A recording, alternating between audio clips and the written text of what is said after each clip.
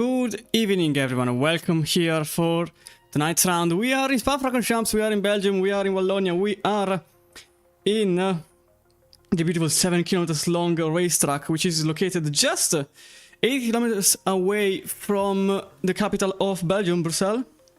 And, no, apologies, I just mixed things up.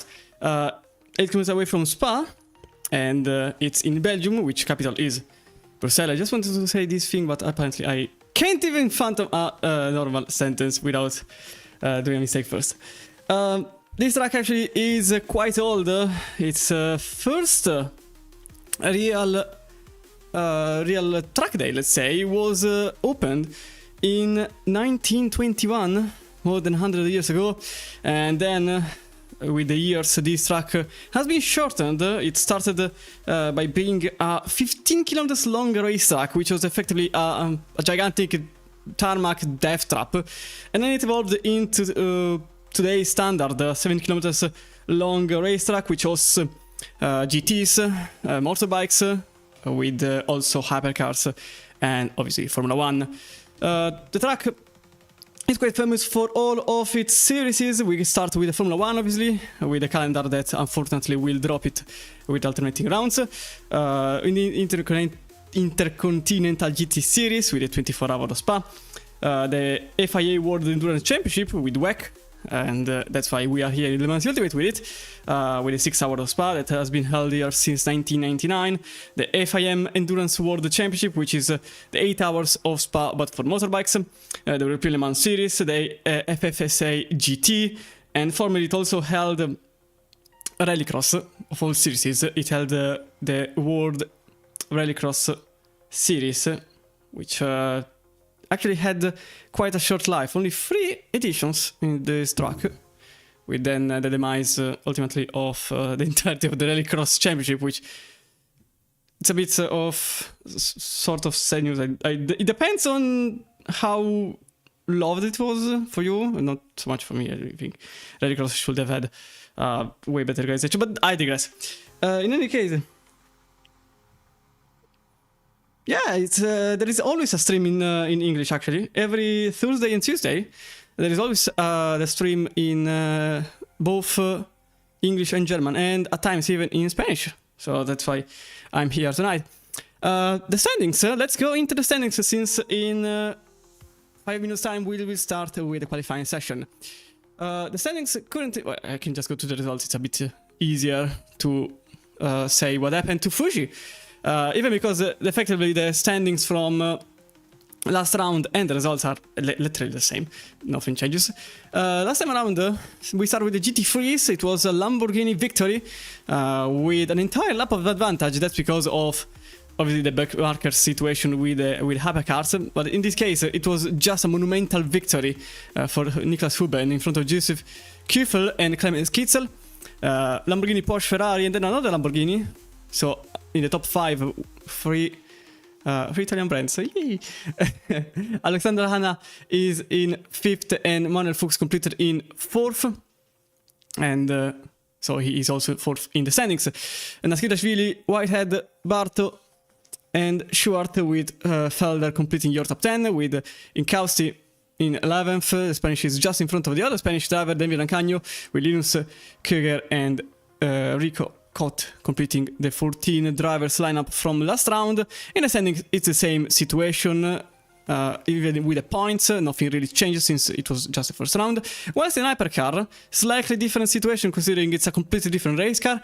Arda Erkan won in the Toyota in front of the Dutchman Sven Gilhead and Alex Schiebel completing the podium, with Kobe Chan and Eric Gambal completing the top 5 here in front. All the standings, all the cars that well, tried to complete the race, with some of them completing effectively the full distance, 13 out of 15 cars, with the full standings dictating Cedar, Bishop, Deschamps, Flag, Beckmeyer in 10th place, with Rogel, Alvarez, Ze, Kruger and Bachminer in 15th place. No, I just sorry everything. Now I just need to get into the lobby, because I think it's time for the qualifying. It's about to start in 2 minutes time. And in a short time, just give me a second that I put myself in the lobby so I can give you a preview. In the meantime, let's go into the calendar. Why not? Today we are in Spa-Francorchamps. Next time around, this is going to be Paul Ricard with Portimao following Imola, and then Cota completing the halfway point. Bahrain, Monza, Silverstone, Sebring, Interlagos, and Le Mans completing the championship all together. Just need to do this. Aha, it works.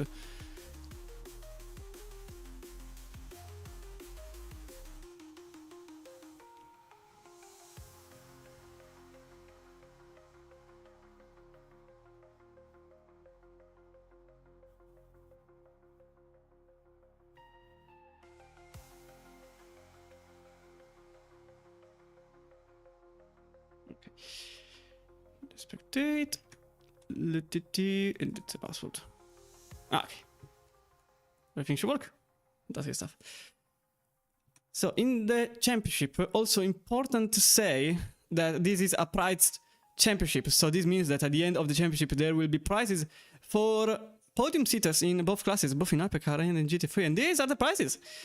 A lot of euros are at stake with 1,250 euros coupon at Simverse by Thrustmaster, of 750 euros coupon at Simverse by Next Level Racing, and a 500 euros coupon at Simverse by Monza Racing. That's right, that's the prize in the championship for whoever arrives in the top 3 in, as I said, both championships are eligible for a win. And if you still haven't put a single lap in the championship, do not be frightened, because there are drop rounds, and so if you still want to join, you can. You just have to race all 10 rounds to avoid the drop round situation. But since there are 2 drop rounds, but as I said, you can participate. There is still time, and the only thing that you need is a valid LFM license, which is not really that hard to get. It's actually quite easy. Fantastic that things are working, and I'm just in time to get the qualifying underway. Well, not really. I'm actually just early. Problem is that my HUD is actually not on, so that's kind of an issue. Just give me. Okay, now it should work. Theoretically. Let me just check.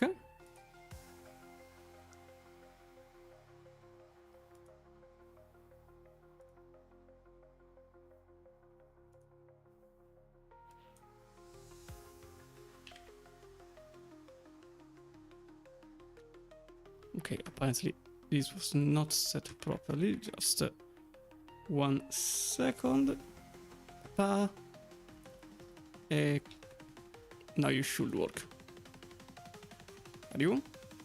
I really hope so. Because I will have to kind of set things while on the making. Maybe. That's why it wasn't working. Okay. Now live, because qualifying is underway. Okay, yes, the layout is properly working. Just to be safe, let me put on. I destroyed everything.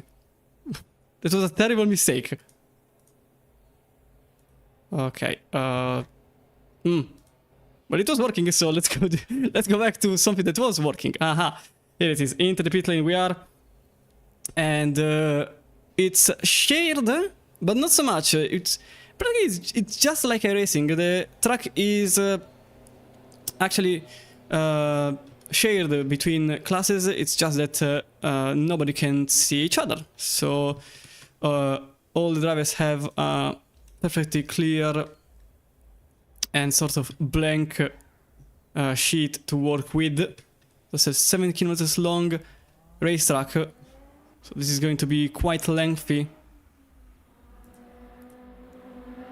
for the drivers. The hypercar class actually, well, obviously it is a bit quicker than than the GT counterpart. For a timing kind of reference, the hypercar class should run around the 202, whilst the GT3 should run around the 215, 216, maybe even 217 to be fair.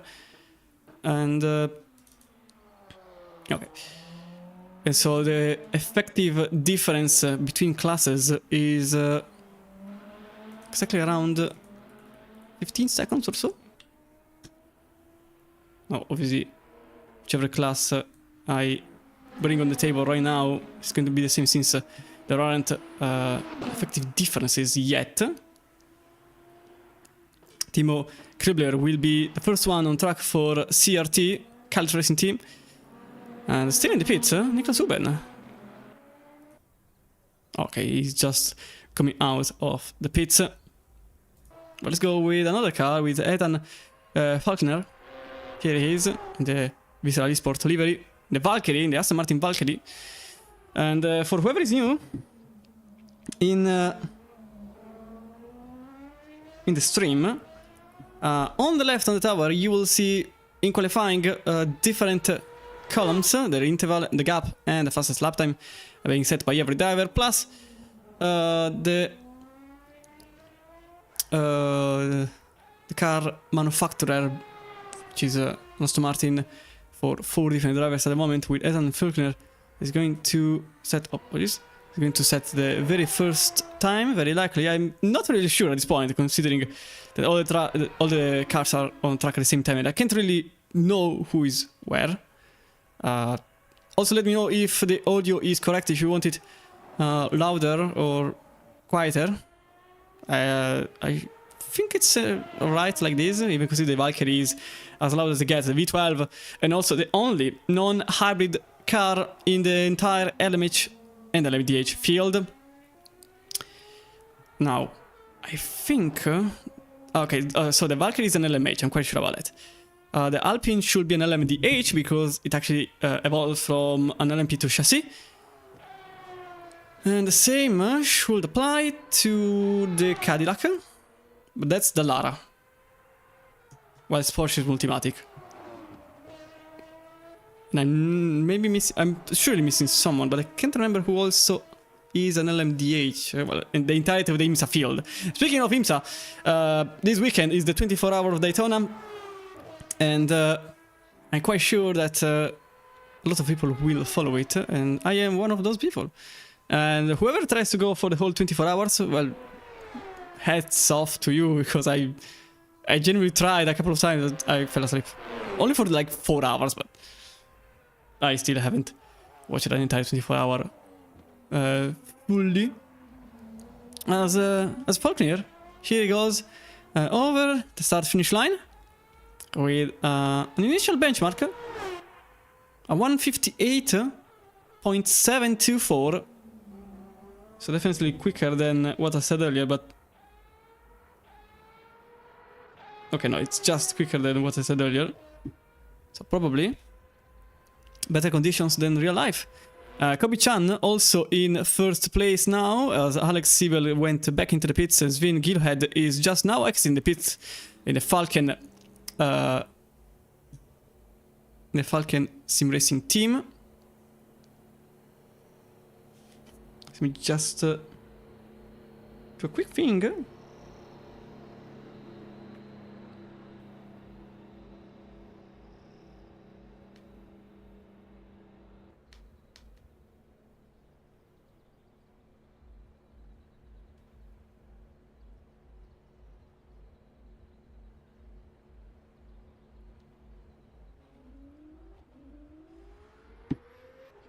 Okay, so nothing's resolved. Now the numbers on the side, now in qualifying, they are still on, but in the race they shouldn't be on anymore. The numbers are not really representative. This is a more comparison towards the ACC department, where the number effectively represents something. In this case, it doesn't. There isn't.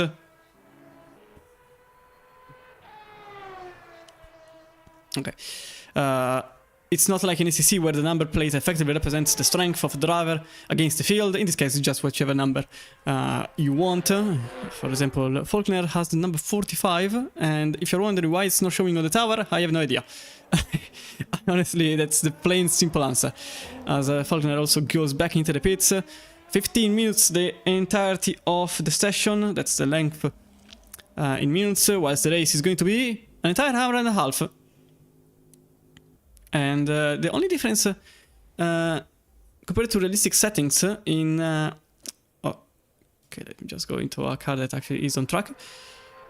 As Mark Sidruk is also coming out of the pits. He's in pole position with a 217.4, absolutely annihilating the field in the Fisher Racing car. In the second Fisher Racing, it is David Noskidashvili as Eric Delfante sits in the McLaren in the United Motorsport colors. Max Lawrence follows in the other McLaren, and for now the top 5 very nice liveries on here. This is I think the new LFM livery in a sense, and then Max Lawrence is here in 5th in the Porsche. The Mercedes AMG currently 6th is Lukas Schneckenburger with Joseph Kuffel following in 20th, although Schneckenburger goes over the line to go into 6th as Windle drops into 7th by not even a 10th away. He improves and he gains back 6th place, going back there. There's also Rico Kotkamp here in the Lamborghini is now in 2nd place. So for now it's a 3 cars lockdown for Fisher Racing. We see the Kotkamp and Skidashvili. It's a bit difficult to understand what's happening in qualifying, considering I can't really see the cars while they are moving. So I'm really sorry that if I'm missing something. But obviously, it's just very difficult right now. But just let's go through the gaps. First in GT3, there is a very small gap between Delfante and Florence, 0.009 milliseconds. The moment the gap between Delfante and Florence. There is also an 11 milliseconds gap between Windle and Kinsel for 6th place, and also there is an entire 9 milliseconds gap between Schneckenburger and Wasner for 9th place. All in all, the other gaps are pretty reasonable, around 10 for 2.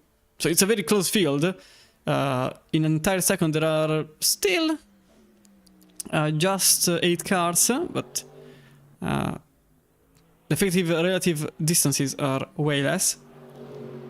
In hypercar class, I can see a very small gap between 3rd and 5th actually. Never what said, as Gilhead just, I think it was Gilhead, just overtook Siebel for 3rd place, and Sidruk is now in 2nd in GT3 in the Lamborghini.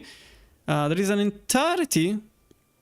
Oh, Alex Siebel also improves and goes into 3rd once more. A 10th in front of Gilhead, as Moritz Zurich also goes over the line to set 59.2. Bart also now in 10th as Ipov jumps into 9th place. And I'm still trying to understand what's happening here in Hypercar, since you can see Paul Noski, the gaps are in the interval is 0.0 for a good chunk of cars. To be exact, Horik has 50 milliseconds gap, 40 for Noski, 36 for Gambal, as Noski goes over the line to set the 3rd fastest time. This time he's 6 times away from Faulkner, and Kobe Chan is another 5. Absolutely incredible stuff for now for Kobe Chan in the visual livery. And still on outlap, so probably and likely there is still something more to be achieved here for the Aston Martin driver. I'm also noticing that there is a good chunk of Valkyries at the very top of the field, and now Erin Gambal is in 5th place in the Cadillac there.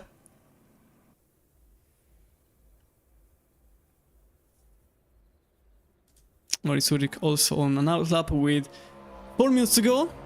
So I expect around 2 minutes for everyone. Ramone is also now leading in the hoplite. No, never mind. Forget it. As Niklas Huben overtakes in the Nitra Concepts team. And he is now back into position number 1 with a purple lap with a 2:17.4. Effectively, the GT3 lap times are what I expected. Maybe a bit slower than expected. I honestly expected a 16, but 17 is a very good amount. Apologies if my estimations are kind of set, but I'm very used to ACC, so I'm still kind of keeping myself around those times for GT at least, in the tracks which are representative. It has to be said that obviously it's not the same seams, it's not the same in anything, it's the same, except the fact that the cars are nominally the same, and that's about it. The physics are completely different. The GT cars also have this magnificent feature, which is effectively, it's a bit easier to explain than to say just what it is. When the brakes heat up, the heat gets irradiated towards the rims and rubber. So basically you can hit it ours by braking in an effective manner compared to ACC, where it's just heat dispersion in a more rough way. Here it's effectively heat convection rather than dispersion. Axel Ramone still on another... I think it's another outlap, since he's weaving, he's still weaving towards to number 1, so probably still with cold tires. 18 seconds away from Huben, and then Mark Sidruk another 44 away for a complexity of a tenth. Not even, actually, it's 62 milliseconds between Sidruk and Huben for first place. Then we've got Rico Kotkamp and David Naskirashvili there in position number 5. This chance is now starting the lap. It's a way closer field now in GT, as you can see, compared to the Hypercar at least. To find the first wholly second away, we have to get into 12th place. Lukas Schneckenburger is effectively the first car which is out of the second 2, even if Bart is currently... oh no, actually, Bart is now in 11th place, but with 18.376, which is just outside the second. Regardless, it's a very compact field right now. Consider that effectively the Mansi Ultimates is way newer than ACC, so the gaps still have to settle, in a sense.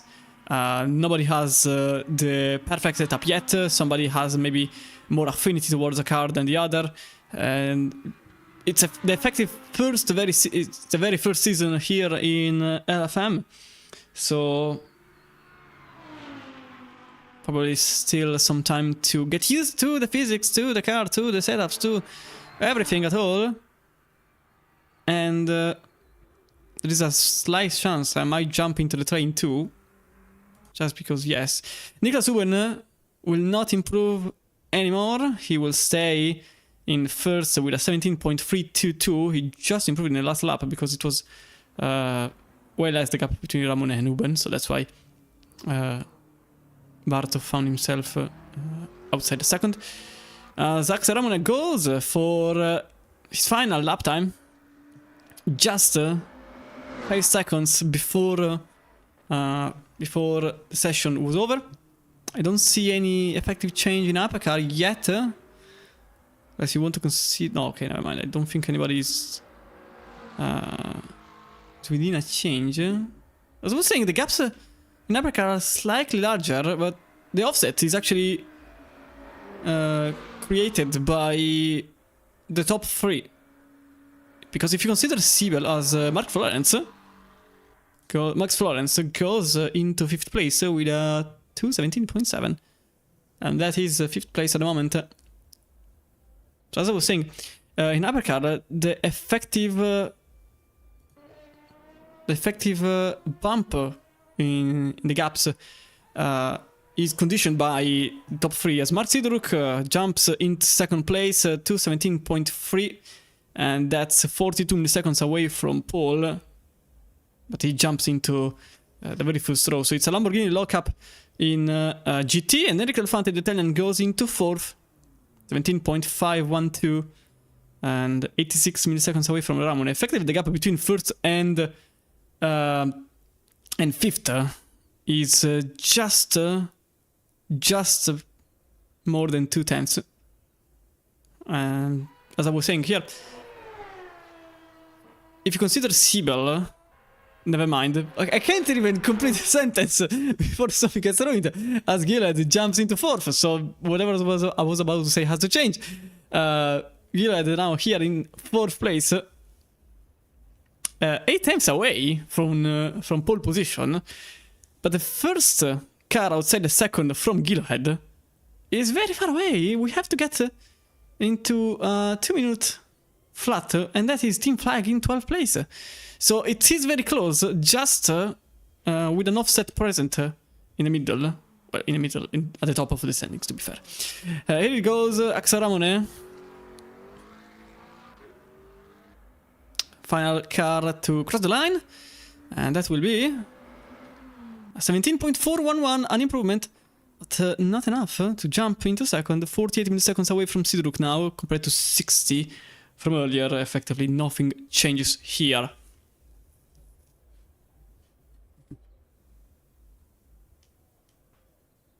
So now we will just wait for the grid to be set.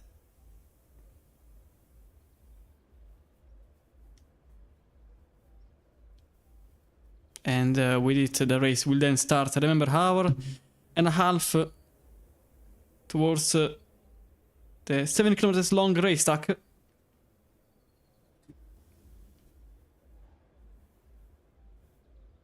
Just let me check if everything is working. The answer is yes, it is working. Which, with the latest developments, I'm not always sure it is the case.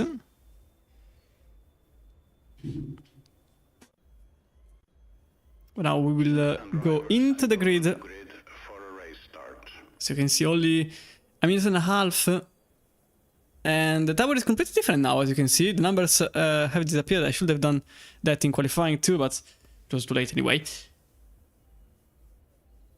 And you can see a lot of things, but they are all useful. The first one, the yellow rectangle, is the time in the pits, and from that I will be able to understand what's happening in the pits. Then you can see the manufacturer, the tire, lifespan, and also theoretically the rubber being used, but it's not completely correct, and that's a limitation that I have, and I can't really. Literally, I can't really do anything about that. Then you can see the interval and the energy. And remember that the energy here, it is not entirely the fuel, but more the effective energy. So you have to think that it's both hybrid and fuel in hypercar, whilst except the Valkyrie, obviously, whilst in GT is effectively the fuel. The energy usage is also realistic. The only thing that changes is the tire proficiency, which is less than the usual. It is twice as hard on the tires to send the pressure. The field sits with Kobe-chan, Ethan Faulkner, with Paul Noski, Sven Kiloed, Alex Siebel, Harry Gambal, Moritz Zurich, Arda Erkan, Robin Dishant and Jonas Vanner in 10th place. Marco Bischoff, Team Flag, Adrian Ze, Mika Patush, Nico Dobos and Timo Krubler complete the field in hypercar.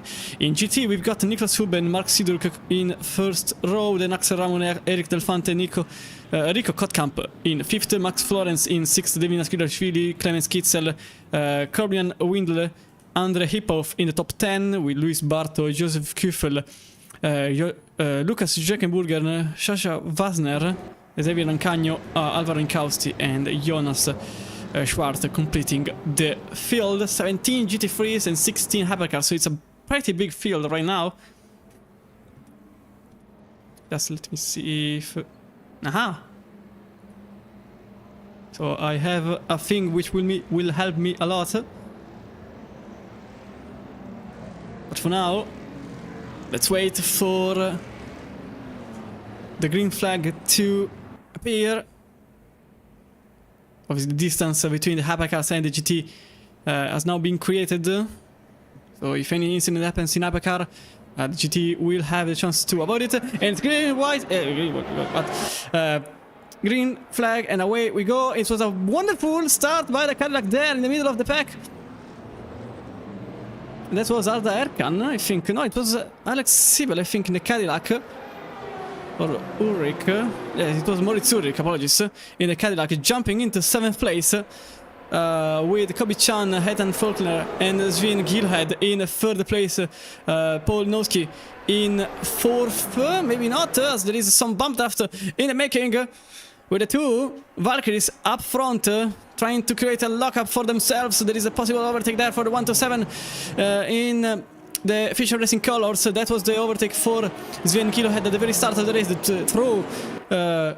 threw the Alpine in 3rd place, whilst in GT3 there is a bit of shuffle also, because Alex Aramone is now battling for 2nd place, as Mark Sidruk is now in 2nd place with the Lamborghini still maintaining the 2nd place. Alex Aramone is still in 3rd, and Eric Delfante in 4th with Rico Kotkamp in 5th. Nedvin Ashkirishvili goes for the overtake in the Mercedes AMG in front of the McLaren. The LFM colors with Max Lawrence and maybe even Adrian Hipov actually trying to follow his teammate but not being able to do so, and that will be Clemens Kitzel remaining in position number 8. Maybe not, as in Pujon something may change in the 255 McLaren. No, actually nothing changes, so let's go back into the hypercar field with Kobe Chan, Ethan Faulkner, Sven Gilhead and Paul Nowski still in 4th, Henry Gambal in 5th place.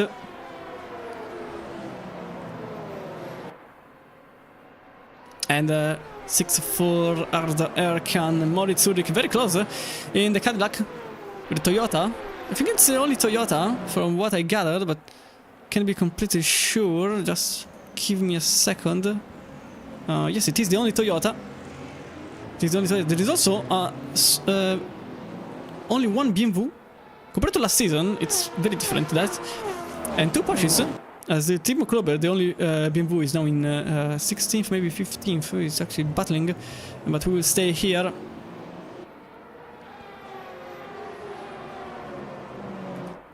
Still in the lead, Kobe Chan and Ethan Faulkner following in 2nd. The distance is already quite evident, but also in the background there is a possible overtake there between the Cadillac and the Toyota, with the Porsche following long way. But that's a Peugeot, sorry. Still side by side in Le Combe, but there is a sideway moment for the Cadillac as the very same Peugeot I was mentioning earlier. That's Siebel, Alex Siebel, trying to get something out of there, but actually he had to slow down, and that's the Cadillac number 4 of Marco Bischoff, trying to get on the outside, the Alpine of Jonas Wanner. Very much on the offensive, also on the gravel there. And ultimately nothing changes, and now an effective Porsche is on the offensive in the 127 Fisher Racing livery. Falling behind, that's Mika Patush in 12th place. Yet again, doesn't seem like much is going to change. But the gaps are very, very little, except the one between Chan and Faulkner. The two teammates are already creating a very good gap with the cars following. Both Faulkner and Chan created an enormous gap, 1 second for Chan and 8 tenths for Faulkner, with Nowski following. Remember that Nowski was in 3rd place at the very start. He is now in 4th. And could realistically go back into 3rd in the near future. Let's give a look at what happens in GT3. LM GT3. With Sidruk and Axel Ramone just behind.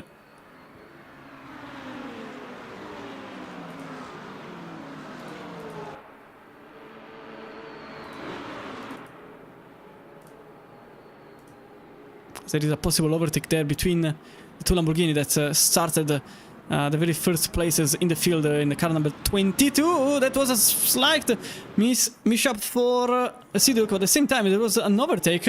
That was Paul Noski overtaking Sven Gilhead for position, and Moritz Zurich also losing position on Arda Erkan.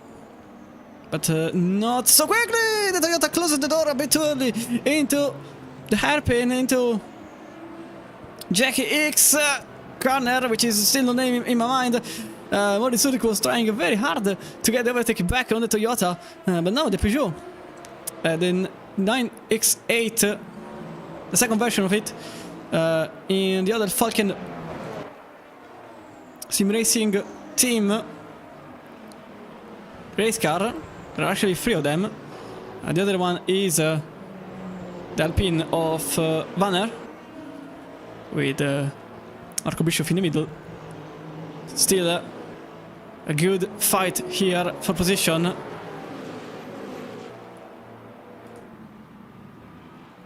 Whereas in GT, it is still one after the other, after the other, after the other.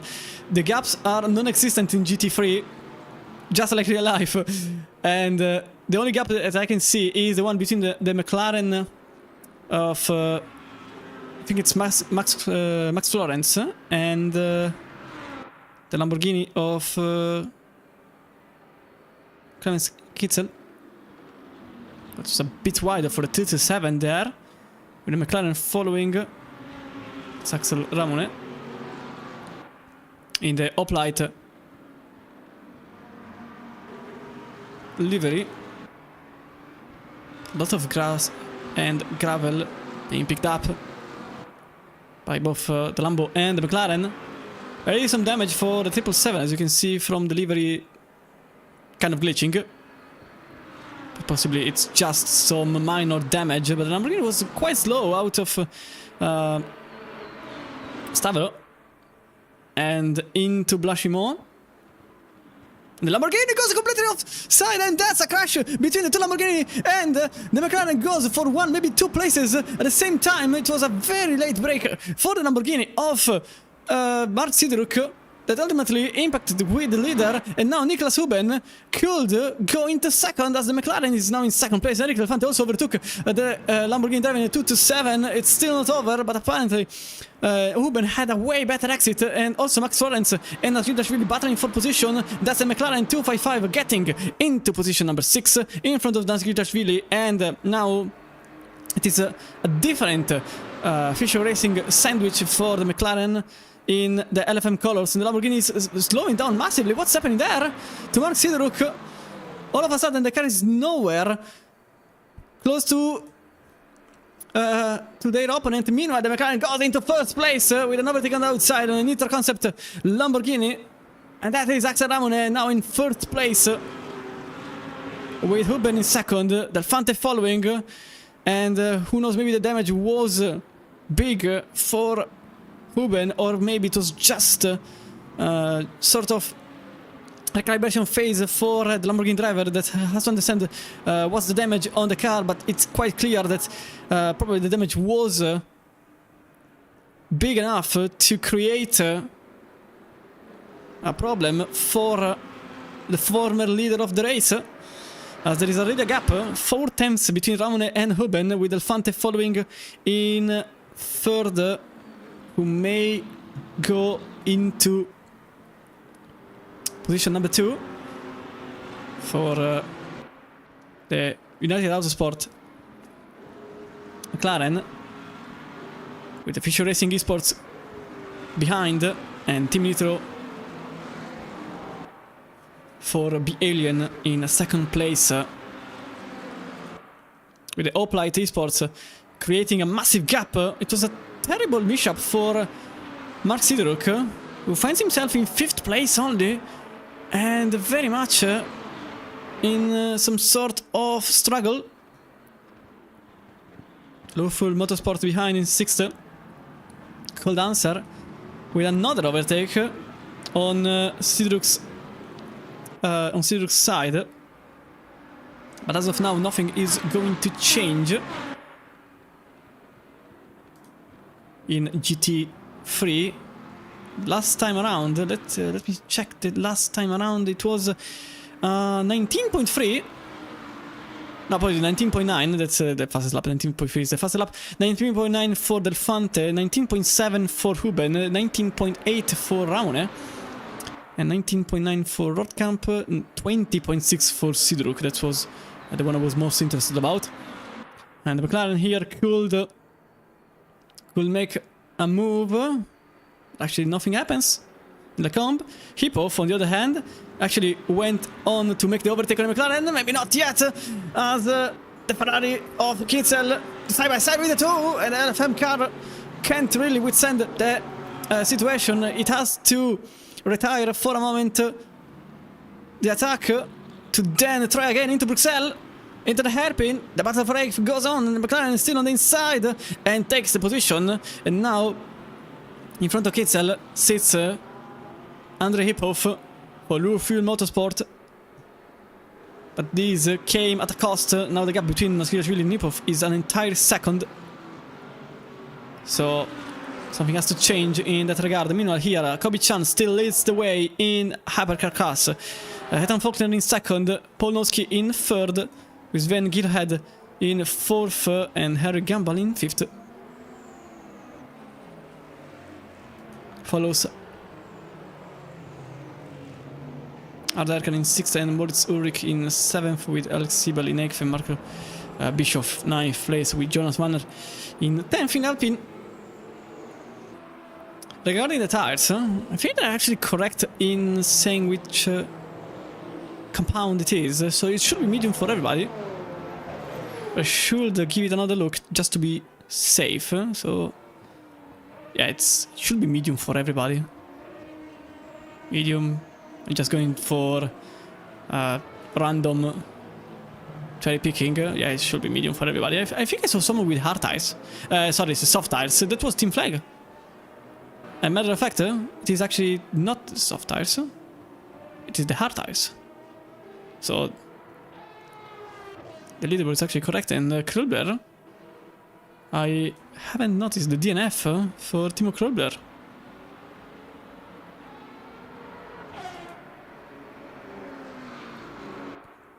So already there is a DNF, 16 hypercar.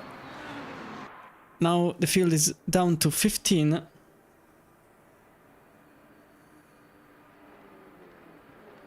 Axel Ramon is definitely having a blast. Meanwhile, there was an overtake there between Bischoff and Warner, with Marco Bischoff for now head of the Alpine. So a battle against LMDHs. So this was a bit of a cut, I think. So probably the Alpine will have an easy way through. It doesn't seem like it though. Definitely doesn't seem like it. Also the Toyota was defending against the Cadillac behind. That was Gambal and Erkan. Meanwhile here you can see the number 4 losing the position on Vanner. And the French car in Falcon colors, Falcon Sim Racing, is now in 9th place. Odd choice to go for 3 different cars for Falcon Sim Racing.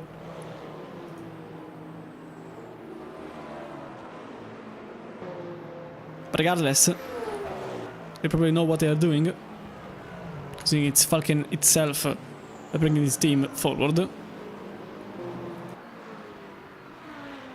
GT, the McLaren here in the Opel Sports team colors is really having a good race after the slight incident that happened at the very start of at the very end of the lap, from early on. Technically the very start, even because the overtake actually happened here into turn number 1. The first attempt at it. Last lap, 19.1 for Ramone, 19.1 also for Huben, 19.3 for Delfante with Rotkamp, with Kotkamp in 19.5, 20.6, so Citroën. Still having some sort of... Oh, that's McLaren going very slow.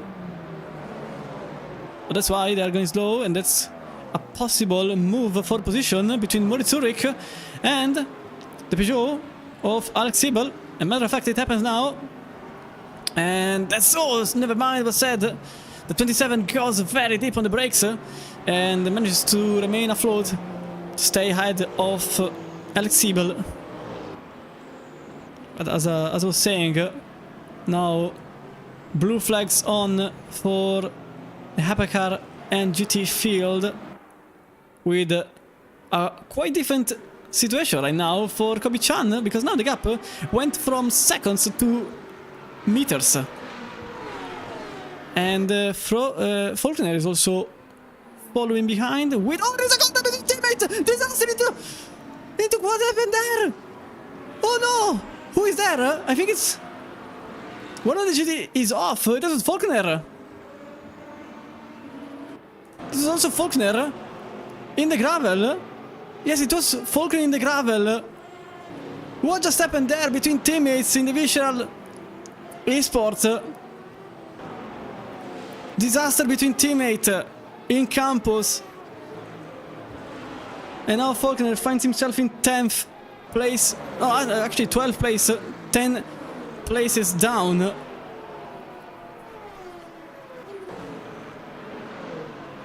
And Kobe-chan probably has damage.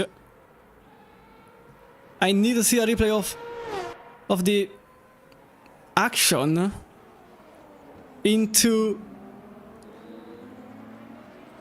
campus. Asnowski is effectively as close as it gets. 206.8, obviously not a good lap for Chan. It was quite obvious. It's a disaster for the two teammates that collided. And now there is only one car left in the top 10, as Hayden Faulkner is in 12th place.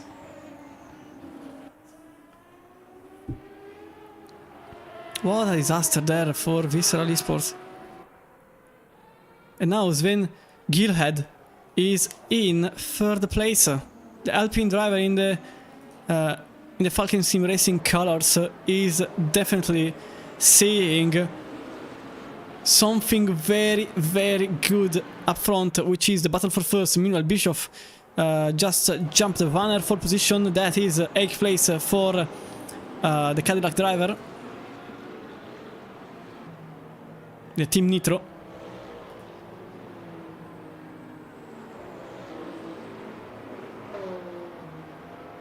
And also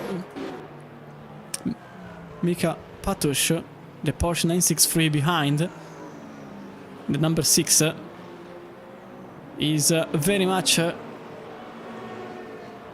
on the verge to try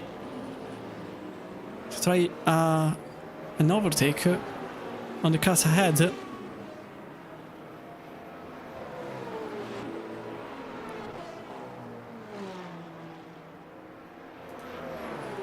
Still not over here in Blanchimont,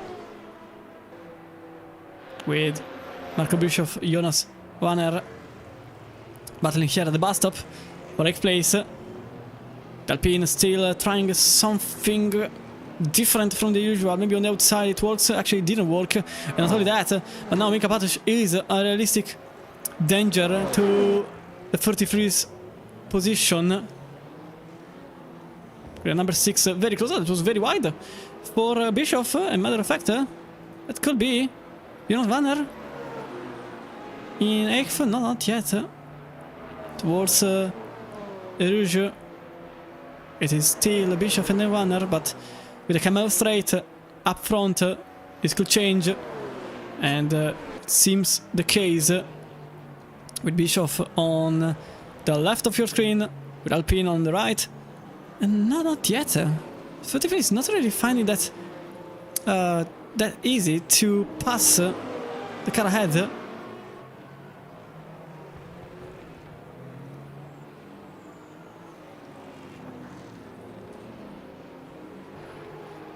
But what a disaster for Visceral Esport.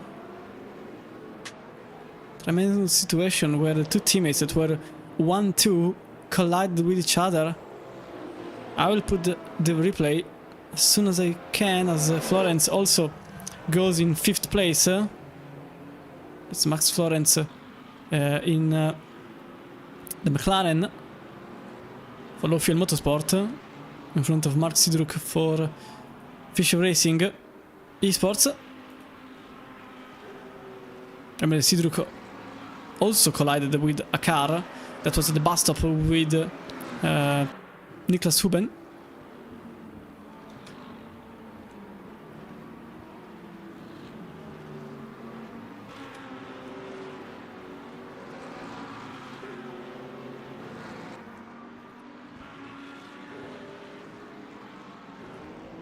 As Vanner goes... but okay, that was a very odd line. And what happened there? Marco Bischoff all of a sudden is not really going quick. Bischoff just lost 2 places, now 3, after going for a cut at the bus stop, that was. And also Ethan Faulkner is trying to get a place out of the mess that happened. Does this get into the top 10?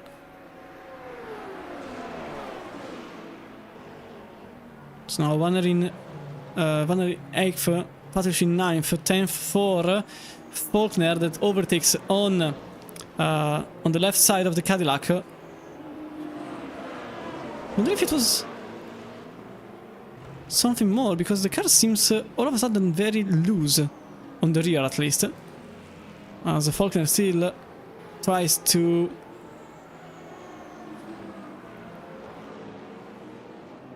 get the situation a bit more under control, but let me just get the replay.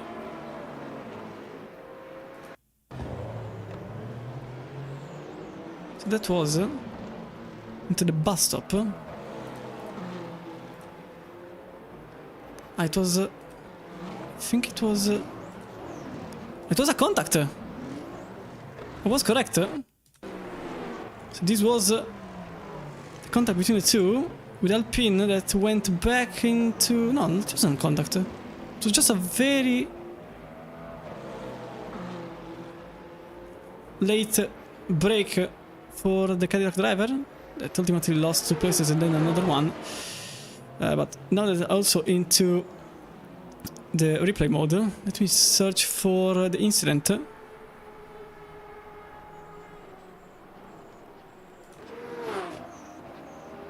Which I think it was around here.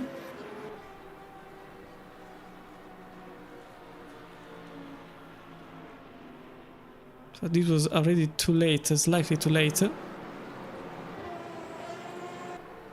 Yes, as you can see, the car is into the gravel. Let's have a look at how it happened.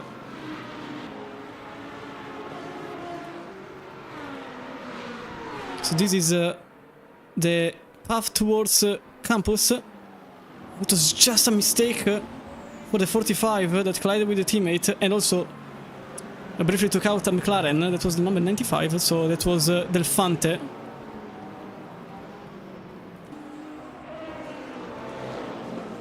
But also lost some time, and now cut camp into the pits for a very early pit stop. Still half a tank remaining.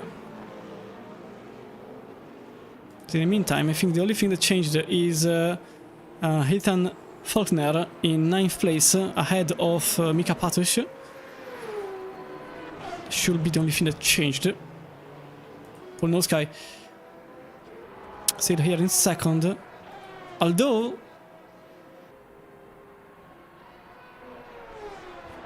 thank you very much. You have a nice generation, boys. I'm very thankful. I actually don't like my voice, so yay! So as I was saying, Kobe-chan, an entire second gained back on Paul Nosky. Although the damage on the rear end of the car, last lap around, let me have a look. Oh no, my control crashed. Okay, it's back. 01.4, 01.5 for Chan and No Sky. And then we've got Gearhead with a 02.1. 6 tenths.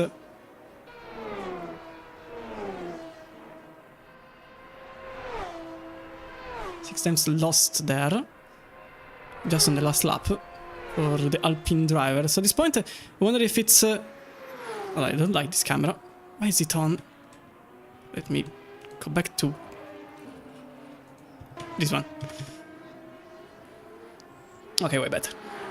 For Gearhead, this could actually be third place. And for Gearhead, considering what happened there, it's still not over, considering that maybe Chan may ask for repairs. Remember, there is an entire hour yet to go.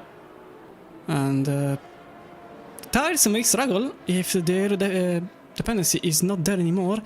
For now, Axel Ramone, also, let's have a shout at the GT leader. 18.888, the last lap, very odd. It's very odd, it's so precise on the millisecond with 8s. For the leader in GT, that's the fastest lap. As I was saying, the last lap for Ramone to 19.343. Huben actually 19.2. So it was a slight advantage for Huben in the last lap, but still, second 0.7 is a good chunk to cut. 3.4 seconds for Delfante and Florence. He's having a majestic race so far. He had quite a start where he was battling for lower places, and now back into 4th place. Let's have a shout. Let's give a shout to lap times. Well, not this time. Okay, maybe not this time. 20.3 the last time for. No, apologies. 19.9 for Florence. For some reason, Citroën was selected. 19.9 for Florence. Delfante 19.92. So not much change there between the two. But 2.3 is everything but uncoverable. And Askira really follows Max Citroën. I'm really...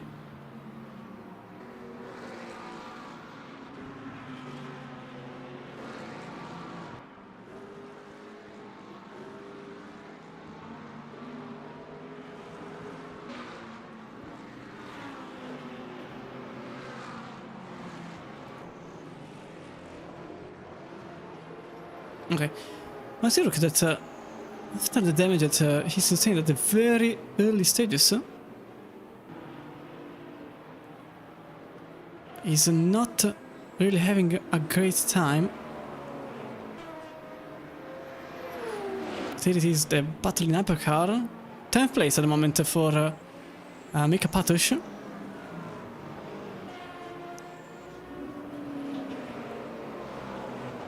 Half a second away from Jonas Vanner. And himself 8 tenths in front of Marco Bischoff, with Robin Bishan following in 12th place.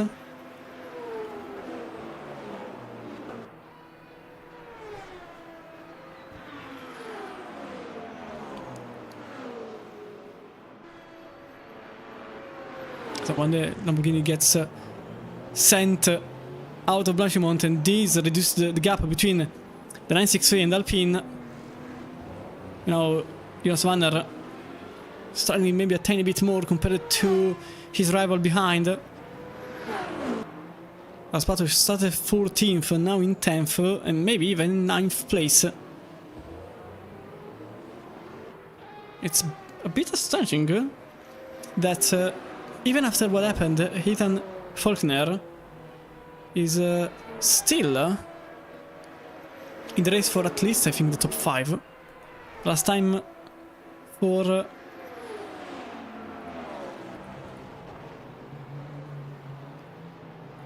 Faulkner was at 01.8 compared to Siebels 02.4, Urix 02.3, 02.4 for Erkan, Gambals 02.3. So actually, Faulkner was one of the quickest cars. Actually, 1.882. Yes, he was actually the quickest car if you don't consider Kobe-chan. So although the damage and although the possible flat spot, the Aston Martin driver is still in the race. The car number 45.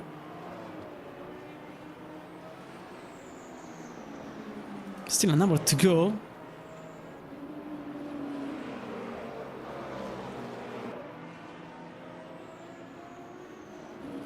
For now, all the cars are pretty much on the same strategy. Medium tires for everyone in hypercar, except Team Flag. It is on hard tires. Because it seems it is everyone on the same soft, at least considering the tower information. Actually, all the GT cars only have dry and wet tires. These cars don't have Jonas Schwarz in the pits now. Retirement for Jonas Schwarz. Wonder what happened. So now the amount of DNFs is 3. So there was also a stop for both Inkausti and Kotkamp, both of whom stopped for an entirety of 1 minute. And apparently Kotkamp on a second set of tires. The leader still here, 3 seconds in front of No Sky. Sven Killhead follows 5 seconds away, with Henry Gambal in 4th, another 5, more or less. It's actually around there, I can't be completely sure since the gap is constantly changing. For now it is 5.1. Second away sits Arda Erkan in Toyota. And Moritz Zurich here in 6th place. The Fisher Racing Esports Cadillac. Alex Siebel 7th place at the moment for Falken.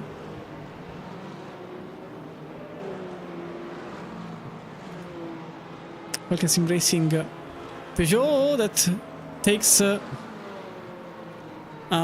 very wide route compared to what the Ferrari expected there. And in the distance you could see Ethan Faulkner 8th place at the moment.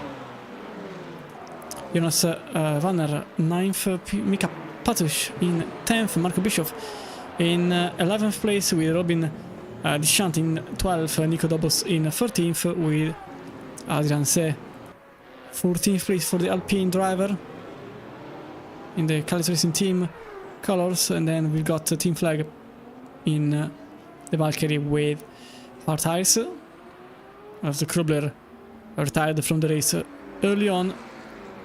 Axel Ramone in GT3 still at the very top of the field. Niklas Huben in 2nd, Eric Delfante in 3rd. Max Florence follows in 4th in the low field motorsport. Claren 5th place for Mark Sidurk with the Venus really following. Andre Hippoff in 7th, Clemens Kinsel 8th place. Lukas Schneckenburger in 9th with Luis Barto very close. Lamborghini in the Aerolinks color. Well, this is a bit of a odd battle considering there is both the Lamborghini and the Mercedes, both of which are Aerolinks cars.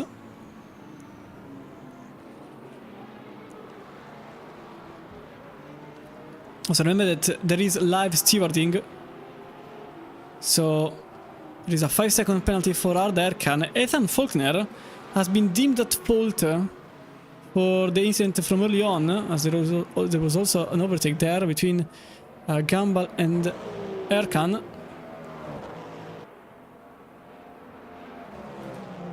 So same 5-second time penalty for Erkan, Ethan Faulkner also 5-second time penalty, and then so 15 seconds time penalty for Josef Küffel. Probably an incident early on for Küffel in the number 85, currently in the 12th place, and the 16 seconds ahead of Francagno.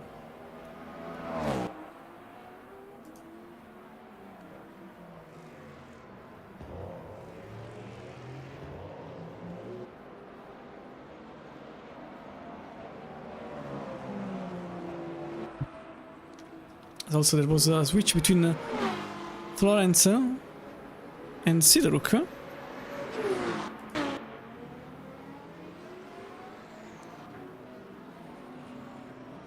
No, there wasn't. Pretty sure there wasn't. I think Florence was already fourth. Faulkner actually goes for an overtake on the Peugeot driver. So Siebel now in 8th place, quick overtake for Ethan Faulkner, now in 7th, after the incident that put him in 12th. So it's still not over for Faulkner. And then we've got, as I was saying, possible battle here for position. So Hipov in 7th could actually work for his teammate, but he has to get closer. Last time around for Hipov was a 20.5, 21.6 for Florence, 21.4 for Sidoruk, and 21.0 for Naskitashvili. So this group is certainly getting closer together as time progresses, and for now the fastest lap times are for both leaders in class. 2 minute 00.2 for Kobe-chan, 2 minute 18.888 for Ramone, and the gap is very little now. Zarda Erkan also battling for position into turn 1, a source. That was the Toyota driver trying to get ahead of Eric Gambal. Now into the Camel Straight. Can the Toyota have a brighter chance for an overtake for 4th place? Yeah, because now Moritz Ulrich is getting closer and closer to this duo.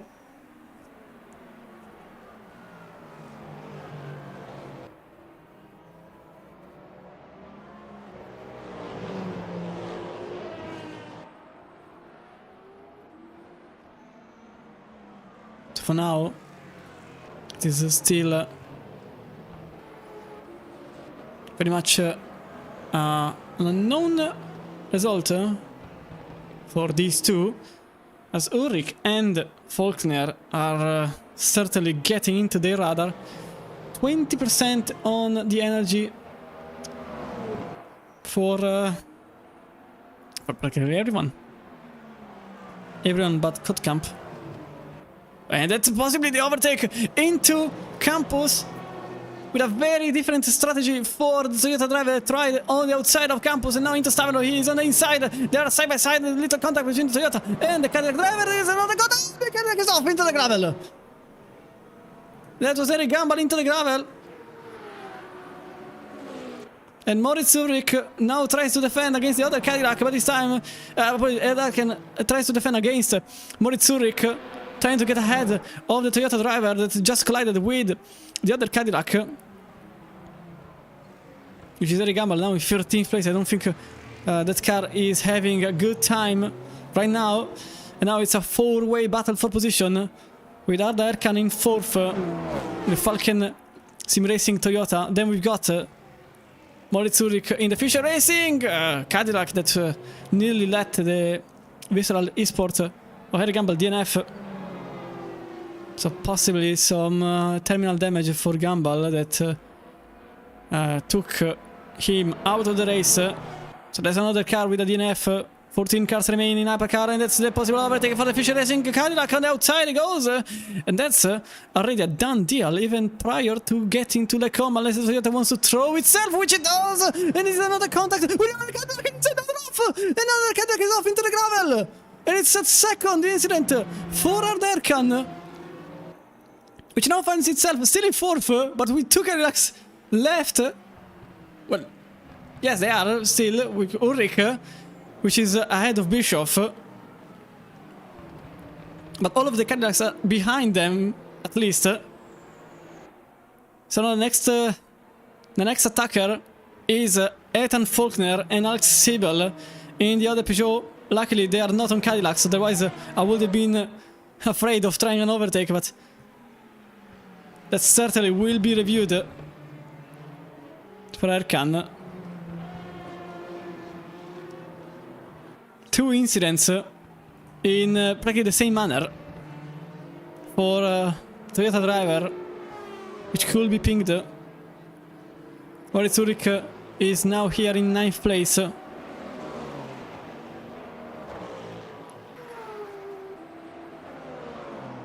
Just behind Mika Patush. This could be for 8th place, but Toyota is certainly going to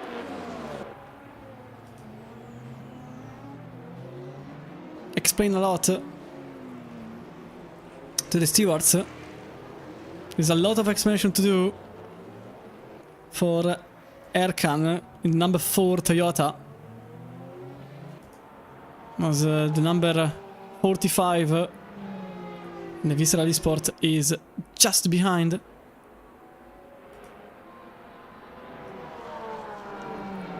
Ten seconds away from Gilhead, so it's just a battle to maintain the position for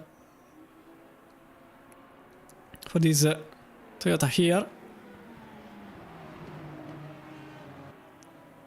That car that we just passed was I think it was Inkowski in 15th. Yes, it was Alvaro Inkowski, which clearly had an incident at the very start of the race.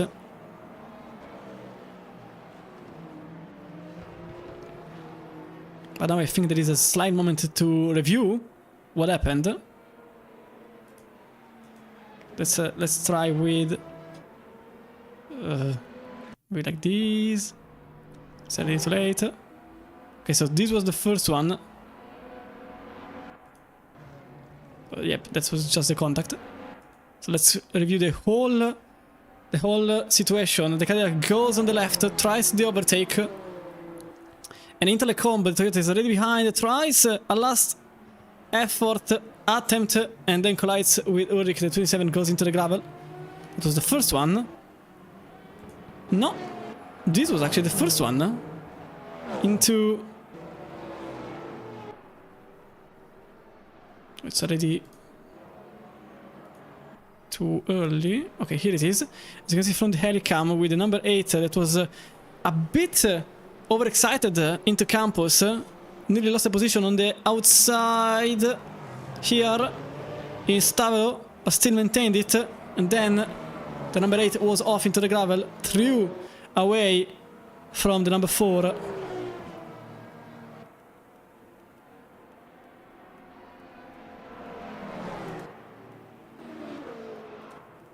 And so I want to see if it was some damage. So it's possible, looking at this. Oh yeah, so there was certainly some damage.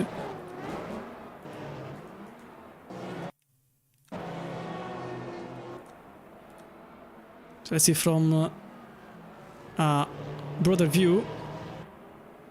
So yeah, there was here the contact with the number 8 going into the gravel and then colliding hard into the wall. That's why there was another retirement. I think suspension damage for Gumball, which is now a complete DNF. Now back into live. See Erkan still here in 4th place. But now everyone will pit.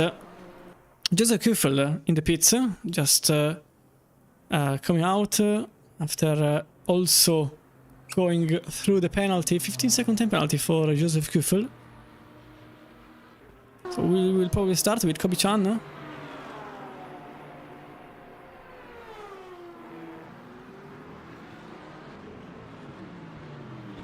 The 12 that goes in a little lockup. Medium tires.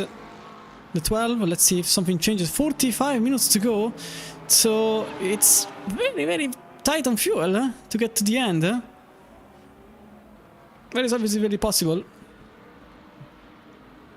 don't think any overtake will happen right now. So everyone goes into the pits. There is something that may happen between Patush and... Oh no, apologies. Ulrich already overtook Patush. So Ulrich managed to at least get back one place.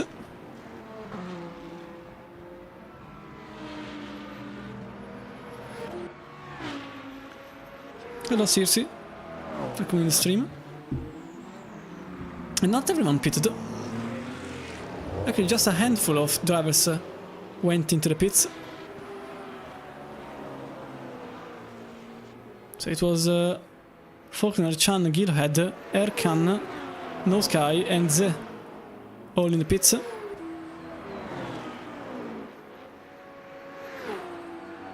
With these cars remaining, Sibel, Warner, Ulrich, Patush, Dobus, and Flag still out.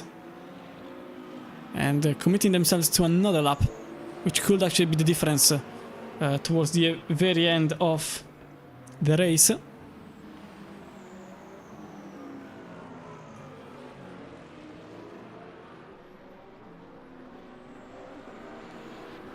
let's see if something changed in penalty box. No, not yet. There was a 5-second time penalty for Faulkner and for Erkan.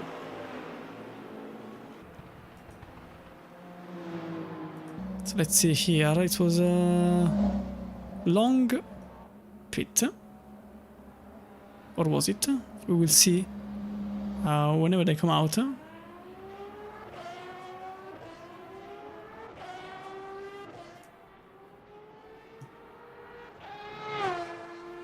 Chan, I think. Oh no, okay, it was Florence going into the pits, that's why there was a change in position here. So let me see Chan's tire choice. Medium, medium. Seems like medium, medium. New set of tires, but it seems full set, not half, half.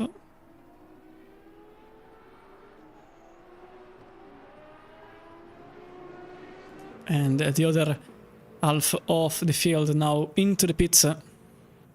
First with the hypercars and then with the GTs that still remain in to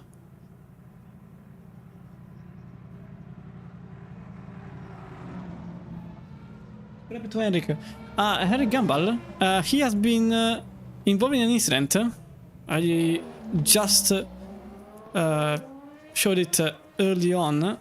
An incident with Arda Erkan just outside of Stavelo, which threw the car into the barrier, and effectively the car now in 15th place, the number 8, had to retire from the race for completely demolished the rear end, to be sort of precise. So that's what happened to Harry Gambal. Team Flex still out on track, trying to go as long as possible with hard tires.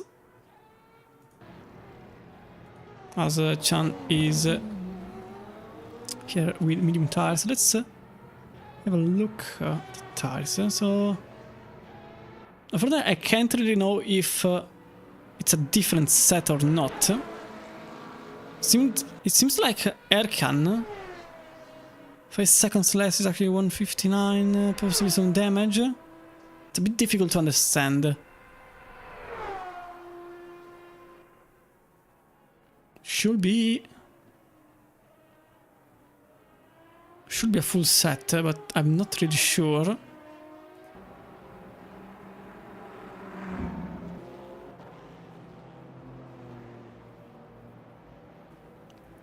But obviously, if a penalty gets applied to the Toyota driver, you will know, because I have the race control under my nose. So still in the pits, everyone. Max Florence is the first car out of the pits in GT category. 1 minute and 50 seconds for everybody. It seems like everyone went with a... Hey, that was the rear end. Not really cooperating with the driver. A 255 low fuel motorsport McLaren.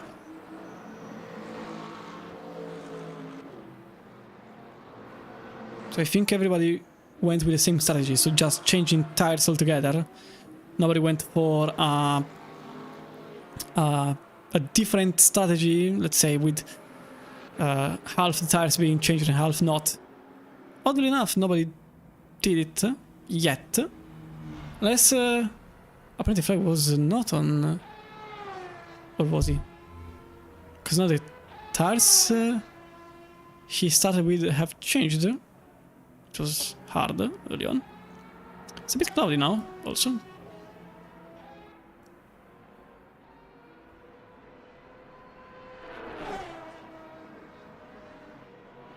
So Chan is effectively still in the lead without too many problems. Noska is still in second, Vin Gearhead still in third. Alex Siebel.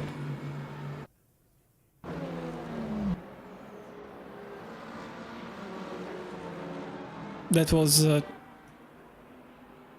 my connection glitching out for a second. I lost 155 frames. That's inconceivable. Nasgirashvili is now in 6th place, but I wonder if it was because of Michael. Yes, I think it was. Also, it's because cars are still coming out of the pits, so that's why. So, as of now, Clemens Kitzel still on the balcony. Maybe thinking about making a move for position number 7.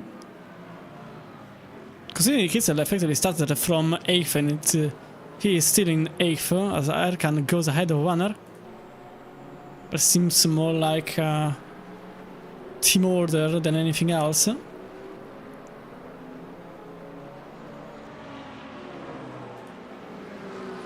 Can't see any penalty. So probably both incidents have been deemed as racing incident. Or maybe not, we will see. So for now, Kobe-chan still in 1st place. Across the line, setting 0.042, new fastest lap of the race so far.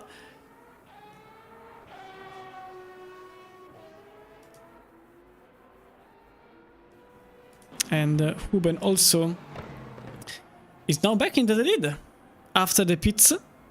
Managed to go in front of his rival in McLaren, which is now following. And also, quite important, I think... okay, no, I don't think anymore. It was just a graphical glitch. Both drivers actually pitted at the same time. And it was the very same stop for both also.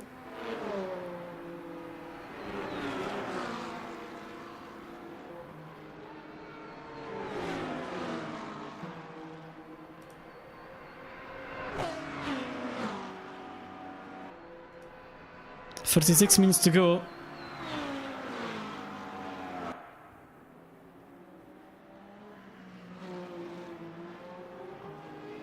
Okay.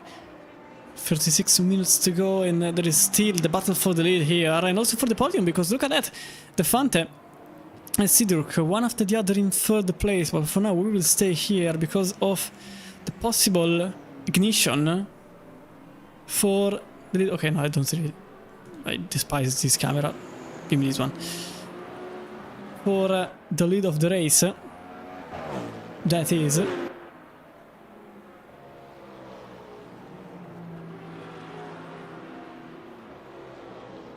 Lamborghini lapping in the last lap. Okay, it's completely useless to see since it was a 3:45. Obviously after the pits. As we are now into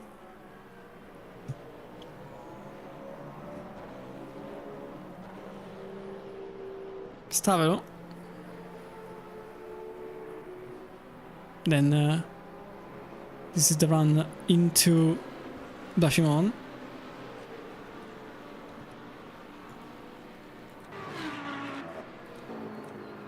Ah, so it cycles. Ah, okay. Okay. I will keep it this one here then.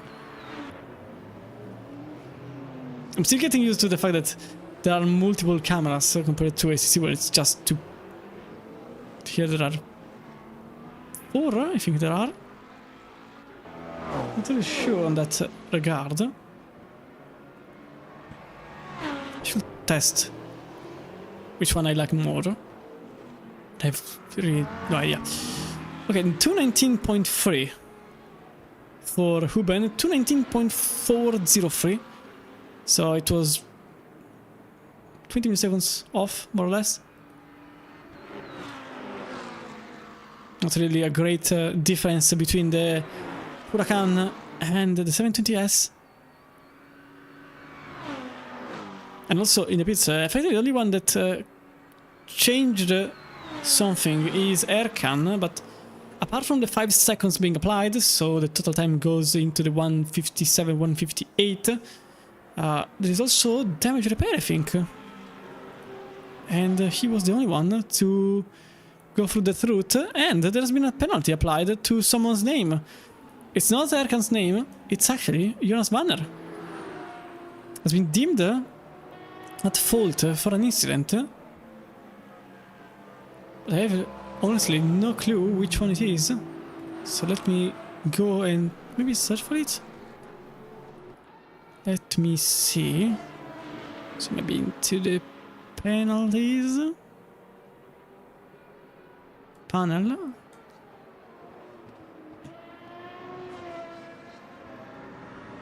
Not really, no. Should... Ah. Okay, maybe for next time. Effectively, I have no way to know it as of now. So for the next time, certainly, I'll address this. Apologies. So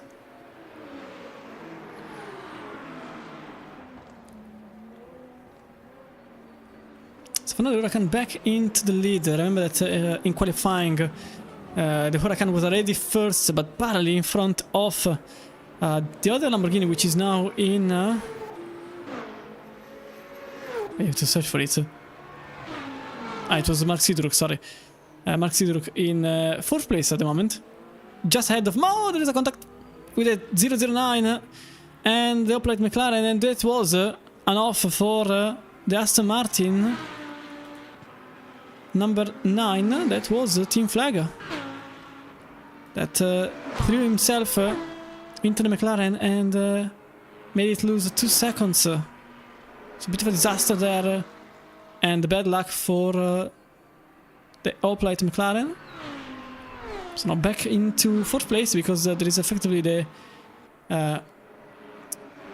eventually there is a battle for position between the two. As you can see, 21 laps on the first stint, so even if it's just a lap, it is a lap. So Sidruk has a slight advantage on the tires.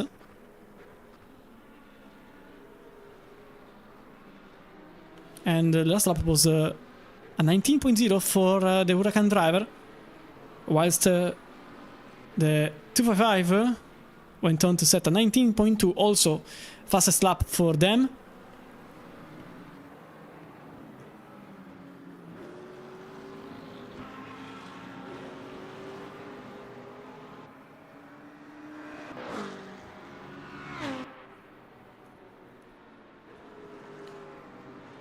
And I'm also looking at Cut Camp, because whatever idea was there certainly is not a good one, because this car pitted at one point, all of a sudden after 10 laps only, went into the pits and never recovered. I wonder if it was an incident, and I suppose it was.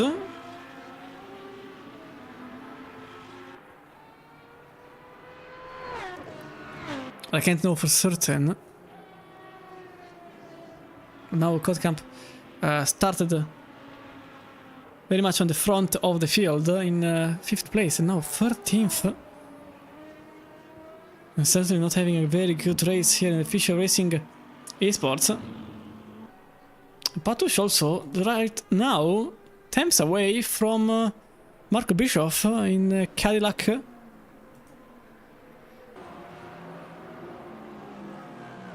Number 4. The number 6 Porsche Penske. That is not in work anymore, but only in IMSA. And that is according to the Porsche lead himself. It is because of terrible revenue on the last year. So they had to cut something, but sources are actually saying that it was not for that. Even because a second EV program has been initiated and the IMSA program is still going on. So realistically, this could actually be a response to the balance of performance and the ways that it's being enforced. The Porsche leadership that took a bit of an extreme response to that, but the official one is for revenue issues, and we will stand by whatever official source is available. So in this case, Porsche themselves. Regardless, team is going to compete in IMSA for the full season with Penske. And a WEC program is not in the short future. Meanwhile here, the number 6 tries something on the outside, and the number 4 at Lecombe. But this time around, it was a difficult situation for Patush. 202.186 for Patush. The last lap, it was a 02.2 for Bischoff. It's a long way to go. These two are 44 seconds away from the leader as of now. And another 4 behind the runner. 13 in front of doubles, so effectively are just fighting for their own position, so they will try to fight as hard as possible. Going back to the Porsche situation, and I'd like to add that there was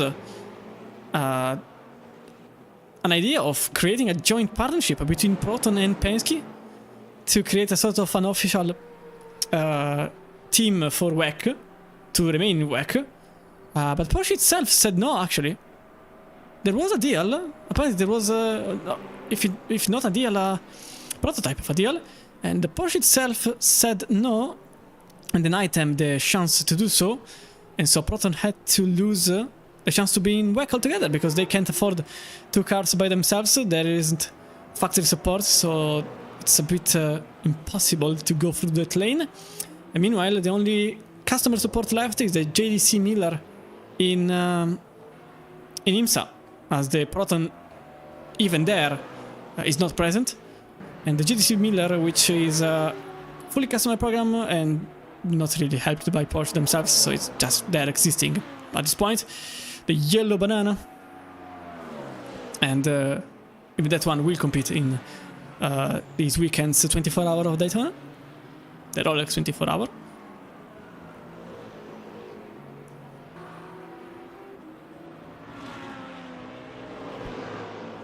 So for now, it is still a good fight between the two LMDHs, and probably you already know it, but if you don't, the difference between the LMDH and LMH platform is there was a car into the wall. That was Rico Kotkamp. I'm pretty sure it was a Kotkamp into the wall.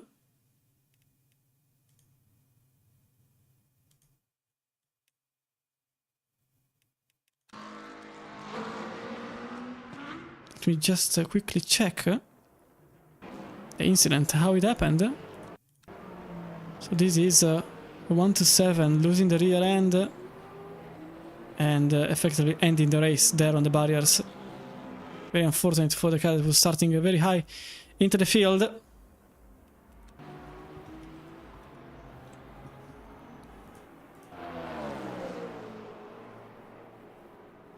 So Bischoff still here in position number 9.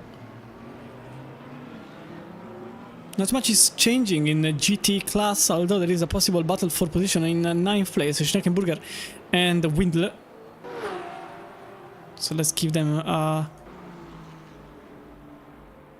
look. So at the moment the Mercedes is still ahead by 3 times only. So that was... oh wait, that was Ethan Faulkner for 4th place, going as fast as possible in front of the Peugeot, and it's already a done deal in Telecom, never mind, because it's still side by side between the two, and the Peugeot remains in front of number 45, although into Bruxelles the Valkyrie throws itself into the inside, there isn't much space available, but still it will be enough for the Valkyrie car. Little contact with the Peugeot, bit chicken throwing the French car out on the off track with a 9X8 that tries to defend but doesn't succeed in doing so, and that is Ethan Faulkner in 4th place. This car was 12 after the incident with Chan here, just in this point into campus.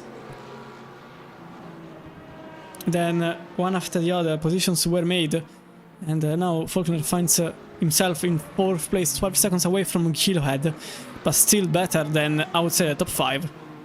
So definitely a good situation right now.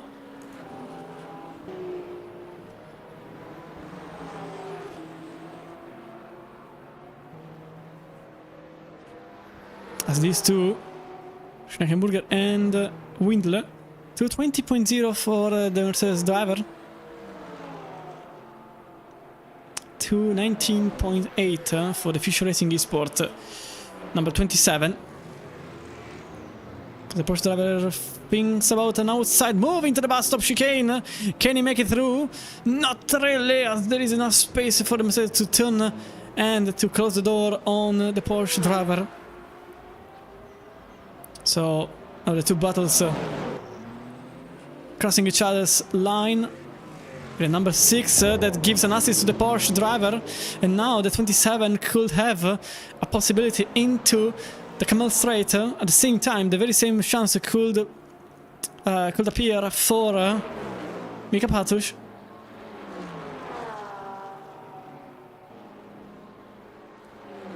But I think at this point none of them will make any progress on the leaderboard. As you can see here, nothing changes.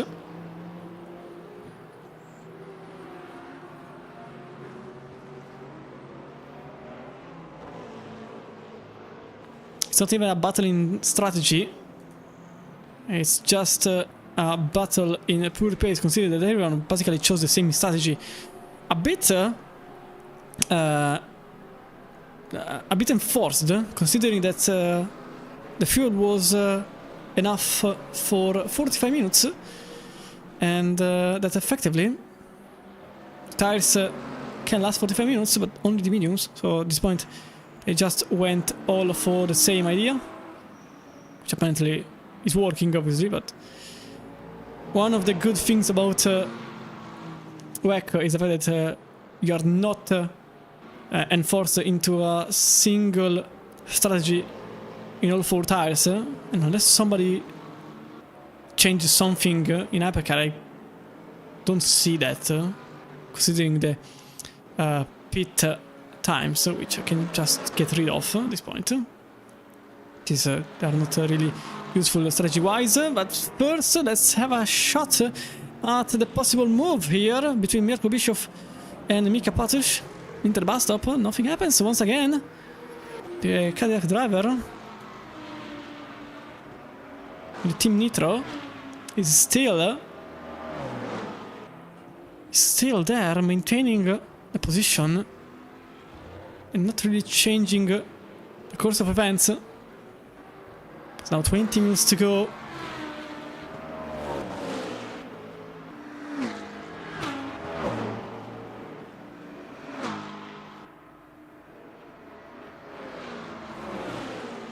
For all the drivers, and the Cadillac still has a good gap to play with, as another car was...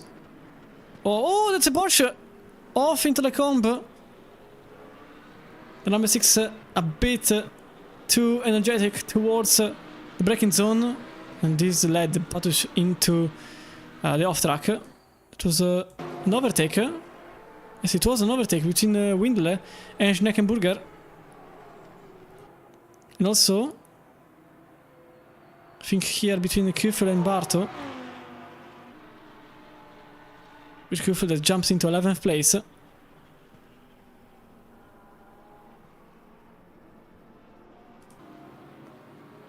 Skitzel is here into the gravel, so nothing changes, but I'd like to see again the pass for position. So let's have a look. It was just after Rouge. It was just a poor exit for the number 60, and then the Porsche was through quite easily. Oh, sorry. Okay. But it's still not over here for third place, this one. Between Eric Delfante and Mark Sidoruk. Last lap for Sidoruk was a 19.9. And the McLaren 20.4. Now over the line for the 30th lap. 19.1 for Sidruk. And another 20.4 for Delfante, so something certainly went wrong for the Italian driver. Oh, for the Shine it was a drive-through. And then a retirement. So there was a drive-through for Dishon.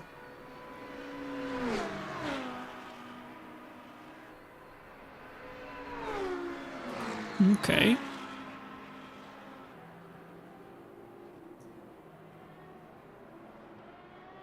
So there is a bit of a gap between Delfante and Sidruk. So let's get a view of the McLaren in the meantime. Let me just get rid of the situation in the pits, considering it's not really useful anymore. Okay. So now it should be a bit clearer.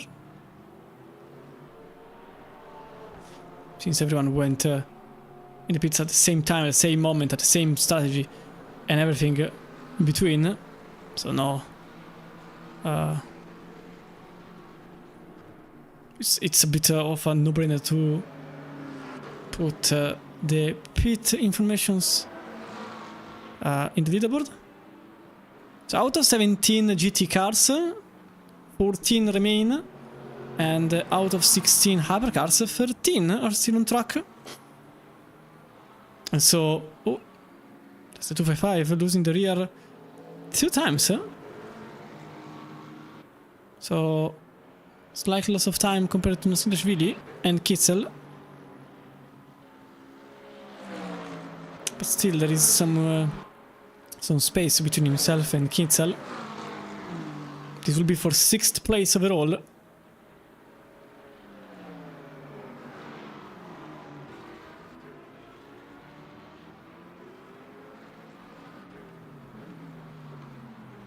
.220.5 at the last lap for the McLaren driver in 7th place. It was a 220.2 and 220.1 for respectively Kitzel and Naskilashvili. Now the last lap, 20.0 for Naskilashvili, 20.3 for Hipov, 20.2 for Kitzel. So the Fischer Racing sandwich still maintaining same form. The graphics in this game are very good in cloud settings, especially. I'm not really sure why. With the cloud settings, it really seems like real life. It's not a Gran Turismo level, but it's very close to that. Erkan, 7 times now to Moritz Zurich. So something really changed. I remember that Erkan had an incident with Ulrich, from which nothing has been put, so apparently both of the incidents were deemed as racing incidents.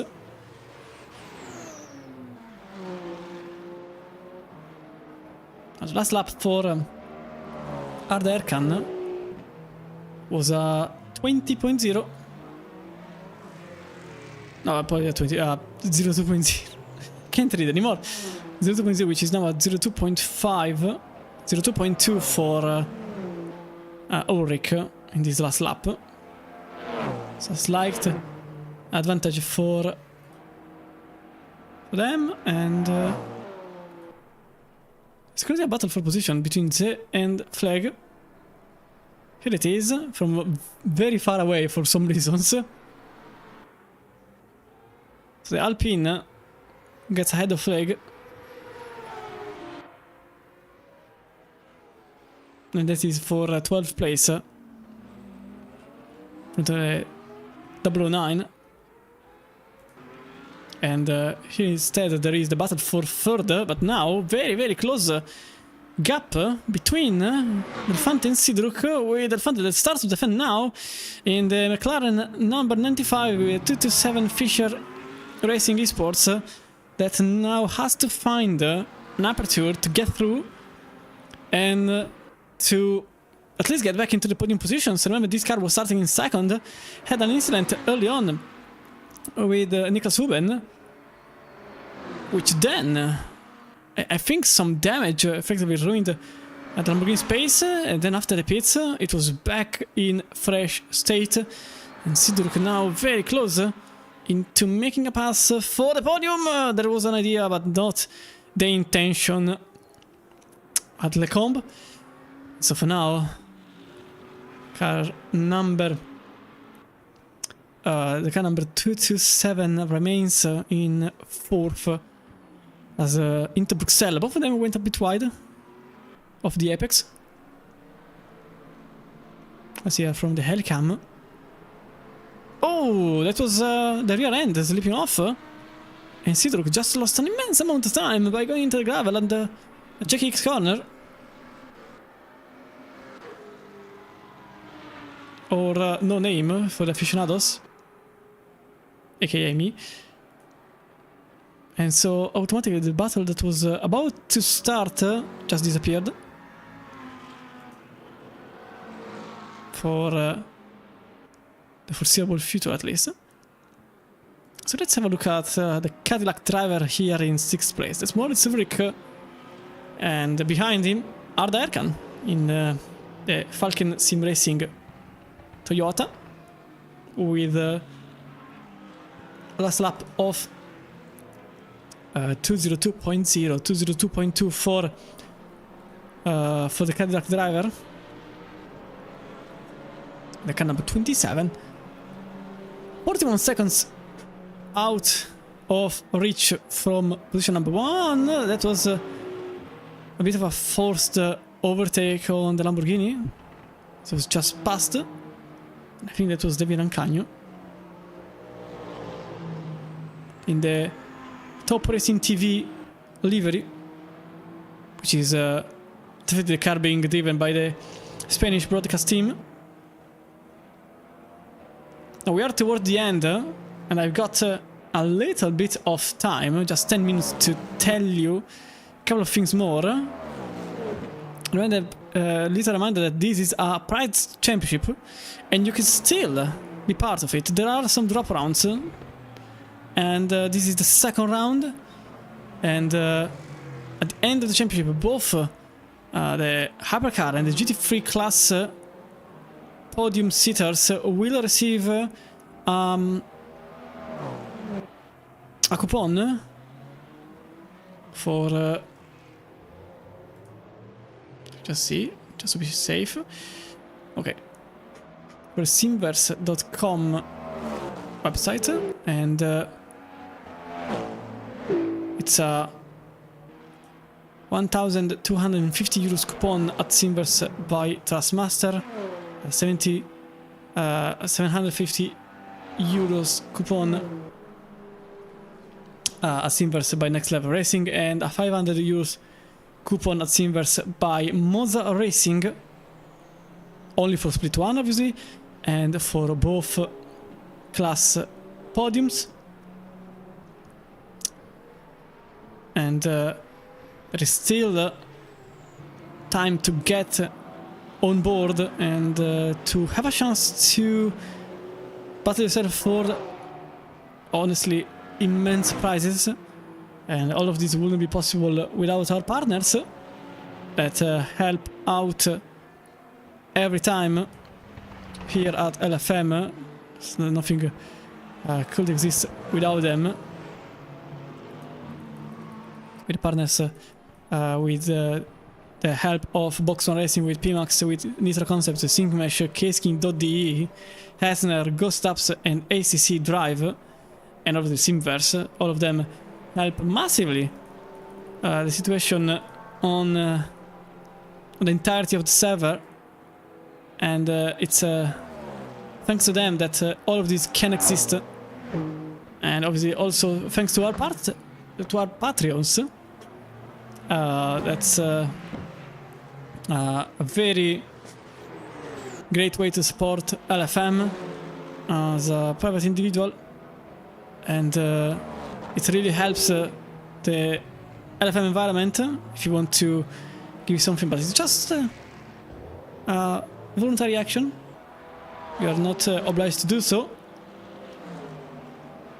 And also reminder that if you also are keen on driving some more on Assetto Corsa competition, there is one championship going on there which is streamed every week, which is the Ksking Prime Series on Tuesday.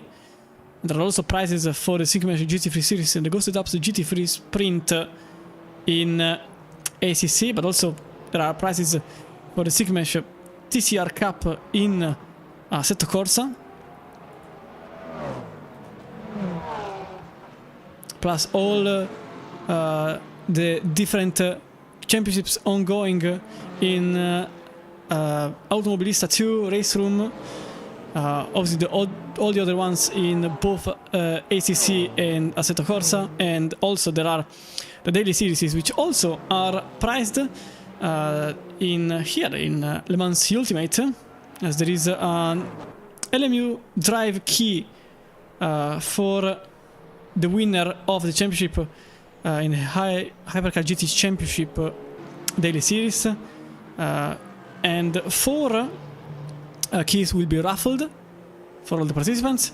And then there's the GT3 Fixed Series, which also happens every day, and the very same series as the very same prices. So you could also bump up your LMU rating in those daily series, and why not even be part of a raffle in which you could win just by existing. So be sure to check out the website. And another information to even add to all of this, there is a new website is being built, and it's just a work in progress, but the colors will change. You can already see on the liveries and obviously the stream setup and everything else that it's blue, lime, white. Lime, who would have guessed my favorite color? Actually yes, because my logo finally has the lime, but since the very beginning of January I just redid completely my logo, so now it's time. So yeah, my favorite color is final part of LFM, and it's a very good news because lime is the best color around and you can't fight me. This is just a objective truth, and whoever says otherwise is blatantly wrong. Anyway, I think I digressed a bit. 5 minutes to go. Not much time left. Effectively, there are just two battles going on. The one for 6th place, as you can see, Sidruk is still there, but not there at the same time. It's a bit of a conundrum where Sidruk wants to be in third, but the time is not really helping. Last time around for Delfante was at 219.8, 219.8 also for Sidruk, so nothing really changed. Meanwhile, the battle that I am looking at is the one for 6th place. David Nasirashvili is the train master of this. 220.1 on the last lap, 220.4 for Hipov, and 220.7 for Kitzel. So none of them got closer, and just behind them there is also a battle for position number 9 in Hypercar. It is still the same, the very same one that went on. Oh, that's a Porsche into the gravel. That was Mika Patush into the gravel outside of Stavelo. So maybe even this one has to be liquidated. Number 6 that was pushed into the gravel by, I think it was the Lamborghini, the Ferrari driver in position number 8. So now, basically, the only fight going on is this one here. Although, something changed. Oh, not yet, apologies. Not yet, but only 1 second between Gilead and Faulkner. Slow is, well, it's not really slow, but steadily. Faulkner has been able to gain back time, and also Gilead lost 5 seconds in the last lap, so definitely that helped. And now the gap is an entire second, and that's about it. So maybe Gilead may be able to complete the racing further after being in 12th for a very brief amount of time, to be fair. But that was an hour ago. And in an hour or so ago, and in that time, he managed to get back 9 places, maybe. Because it's very close. 3 minutes to go, so 2 laps. As soon as Kovichan crosses the line, so now. So yeah, 2 laps to go. Also, an entire lap is 2 minutes long. And let's have a look. Into the bus stop. This could be for the podium. This could be Ethan Faulkner gaining the podium position for Visceral Esport at the very final moments of the race. Sits tightly into the inside line at the apex at the bus stop chicane, but now he will be at the outside of La Source, and that is into turn number 1. 2 laps to go for these two, and the Valkyrie on the outside, Alpine on the inside, number 44 in the Falcon colors. Still remaining ahead of his rival. In the meantime, there is also okay, maybe not. Both Bischoff and Patush are now closer together, but not close enough, as now there is okay, 2 times only between the two. But we will follow this battle there for this battle there. This battle right here for position number 3. I hope you are having a great time, because this has been a great race so far. Full of okay. Full of incidents, overtakes, action, and surprises. And it's still not over, as the podium is still not settled. We've got Kobe-chan in first, Paul Noskai in second, and for now it is a question mark for who will be in third. An idea towards Campos, but not the intention, as the space was not really available. This will be a final 7 kilometers for these two, unless Blanchimont becomes an overtaking spot, as the white flag dropped. Brought to you by Simverse.com, and there is a possible chance there into Blanchimont. But it was a very, very optimistic move. And now into the bus stop, they also start the final lap. Final 7 kilometers into the 43rd lap for these two. Number 45 is now trying to enter inside of La Source, but Alpine with a better exit towards Rouge Radillon. Valkyrie screams and the Alpine has to defend. Slightly bumpy on the Rouge. So now the Valkyrie on the right of your screen, which is the left of the Alpine. And it's already over, even prior to the combo.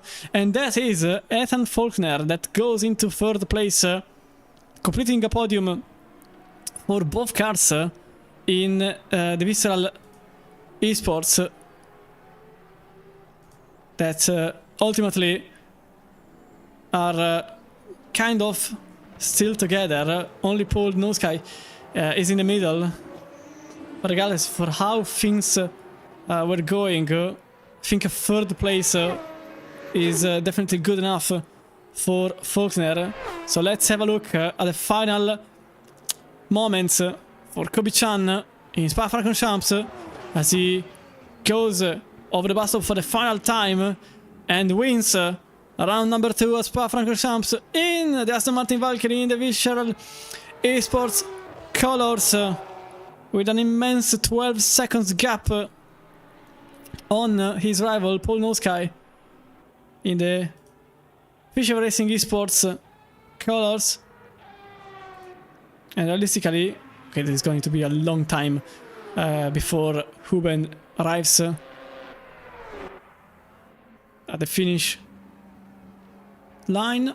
But that is number 45 that just at the final lap managed to get 3rd place and sits in the podium.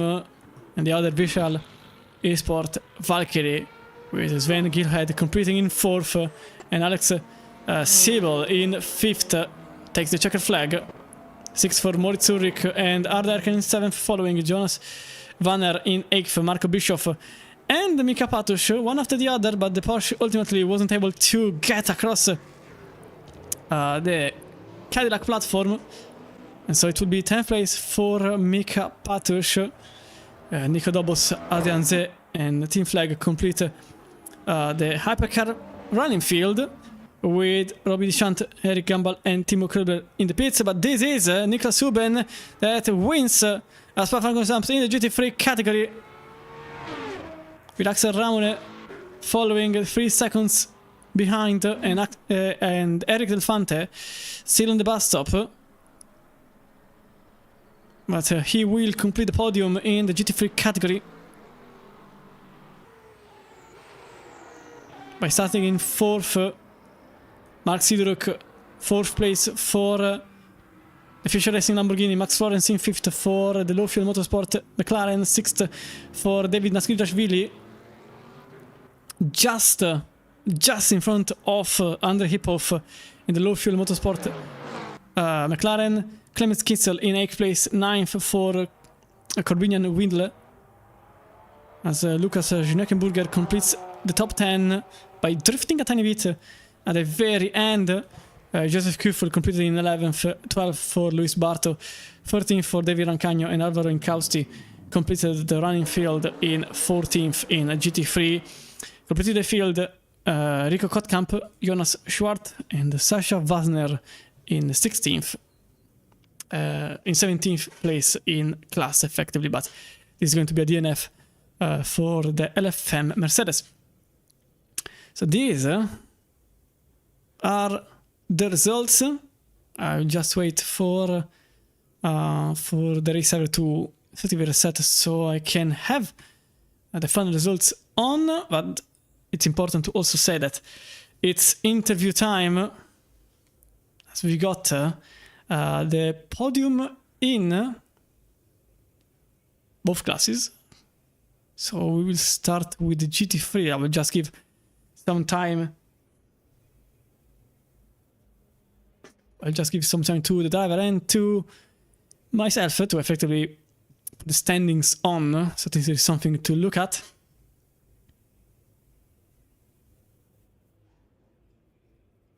Okay. Let's still wait a tiny bit. Just want Several to start, okay, because of the voice. It's a bit clumsy to get through. Okay, this is gone. To get through the results, even because my race control already glitched out, so I can't really look at it.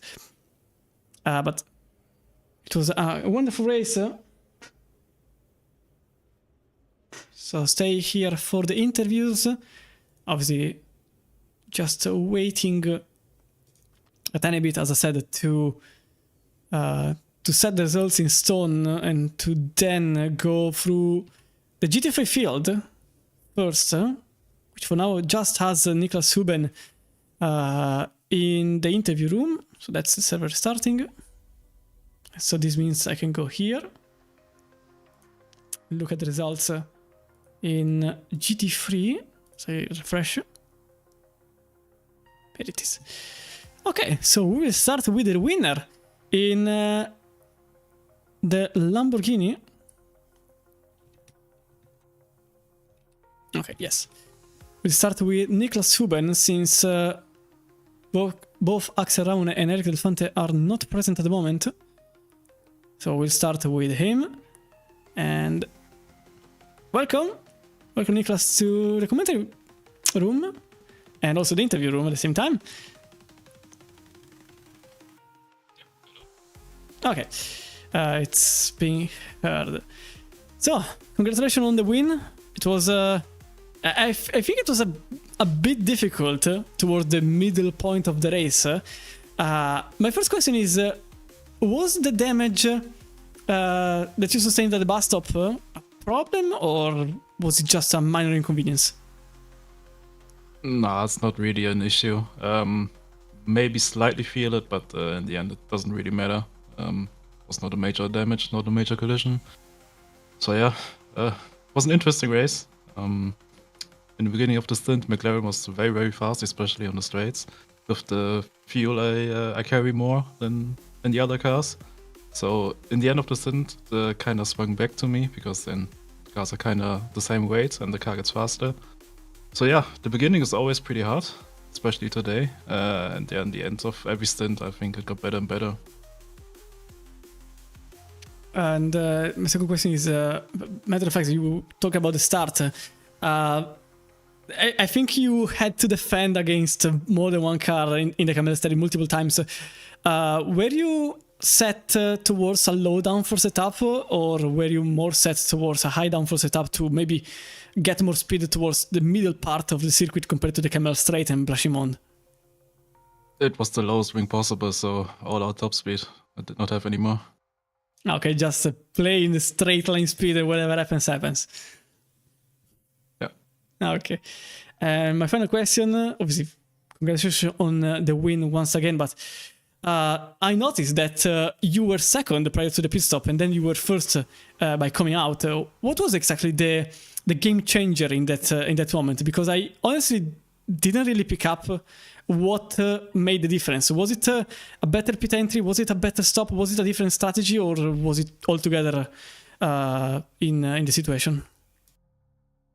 In the end, it was only the fuel or the water energy that we fueled, to be fair. In the end of the first stint, when I got into the slipstream of Axel, I just saved more and more. And then I gambled for a kind of risky strat with a bit less energy out of the pits. So I had less standing time than him, and that's why I was in front. Okay, so those little shortcuts in the pit effectively this time worked out. And that was effectively your win in the pits. That's what really changed between you and your rival. So for the next rounds, what are you expecting in the next rounds? Do you think something will change, or do you think that you will be able to withhold your supremacy on the field? I mean, it's quite a known knowledge that in the next update there will be a big bob change, or probably a bigger bob change. So I think as long as we're on this patch, I have good chances to win or be in the front in every race. But what happens after the update, nobody knows. Okay, thank you very much, Niklas, for your time. And again, I hope you will have more and more chances to a battle for the win, even because obviously people battling for the win means there is more show for me, so that only goes into my interest, obviously. But I hope you will have a nice championship and maybe more win in your portfolio. Yeah, let's hope so. Have a good evening. Good evening.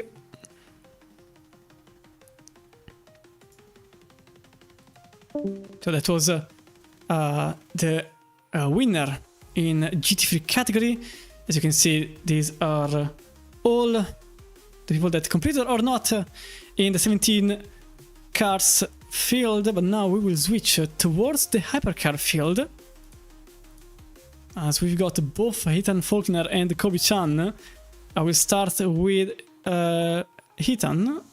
So here you are. Welcome, Ethan, in the commentary room and also the interview room. And congratulations on the podium. But I think it was difficult to get through the race in a way. Yeah, hello, first of all. And yeah, at the start, yeah, caught the run in P2 and then just missed ultimate braking. Unfortunately, mistakes happen. It happens to everyone, and it's just one of those things. But yeah, apologies to anyone that I've affected the race. But yeah, it was very hard to get a good recovery. Obviously, I had a good battle with other drivers around, and yeah, I get a P3 in my first Elo, or not Elo, the first Elephant top split. Yeah, I'll take it. I'll take that any day. You mentioned the implication that happened, let's say. I have a question for that.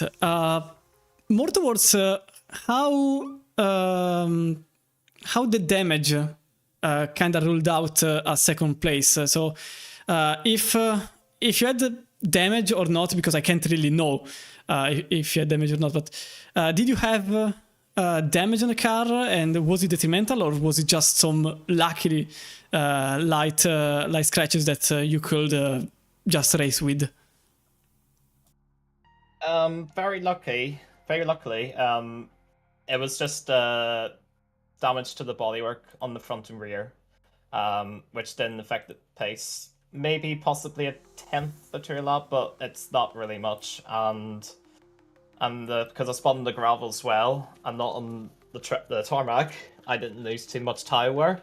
So I guess at that outcome, yeah, I guess it was pretty lucky. But yeah, at the same time, it's not ideal. It's not what you want to do regularly. Yeah. Yeah. Okay. Effectively, towards the end, you were chasing everything in sight. You were a missile, quite honestly. You were at one point, even with damage, well, scratches rather, you were the quickest car on track. Exactly what was going on in your head? Like, how much were you actually completely locked into trying to chase as many places as possible in the quickest time possible? Or were you a bit calm, knowing that you had the pace, that you just said, okay, let's go with a blank page and start from 12th place?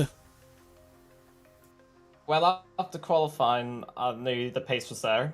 It was pretty obvious to me that the confidence was there. But after the spin, my mind just completely reset. Didn't think about anything else. Just try to minimize the time loss and recover as much as I can. And didn't think about anybody else for it. So yeah, if you can have a calm mind, yeah, it can help. And I guess for most of that race, it did help for me. So. And my final question is that you managed to create an opportunity just at the final lap on the Camel Straight, thanks to your speed. If it wasn't on the Camel Straight, would have you tried something maybe more dangerous, or would a fourth place would have been enough for you? Fourth place would have been enough anyway. I mean, even getting top 5 was more than enough. Like, I felt was good enough. But I was surprised the last few laps how quickly I caught up to Sean, and yeah, I think he was really struggling a lot with the tire wear, and yeah, that just allowed me to caught up very quickly. And I seen an opportunity, and I thought, yeah, just gotta go for it. Okay, congratulations on the podium. Maybe a second place will be certainly on the reach for you on the next race. Even because I've noticed that you two, both you and Kobe, are absolutely a step above the field. So I have no doubts that a second place will certainly arrive, maybe even a win. But for now, a podium certainly made the work. And again, congratulations on the podium. And I hope you will have a win in the near future. Possibly. Long season ahead, so you never know. Yes, There that's could one. be many surprises. Anything can happen. It's a 12 races long championship with a lot on the table, so maybe even multiple wins can happen. Maybe 0, maybe all of them are won by you. Who knows? 10 races Yep. sweep.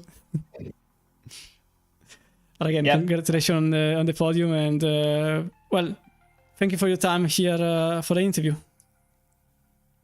Thank you very much, and take care, everyone. Good evening. And now let's go to the winner of the race. Welcome, Kobe, in the commentary room, and congratulations on the win. And you absolutely dominated. There is nothing that can be said about it.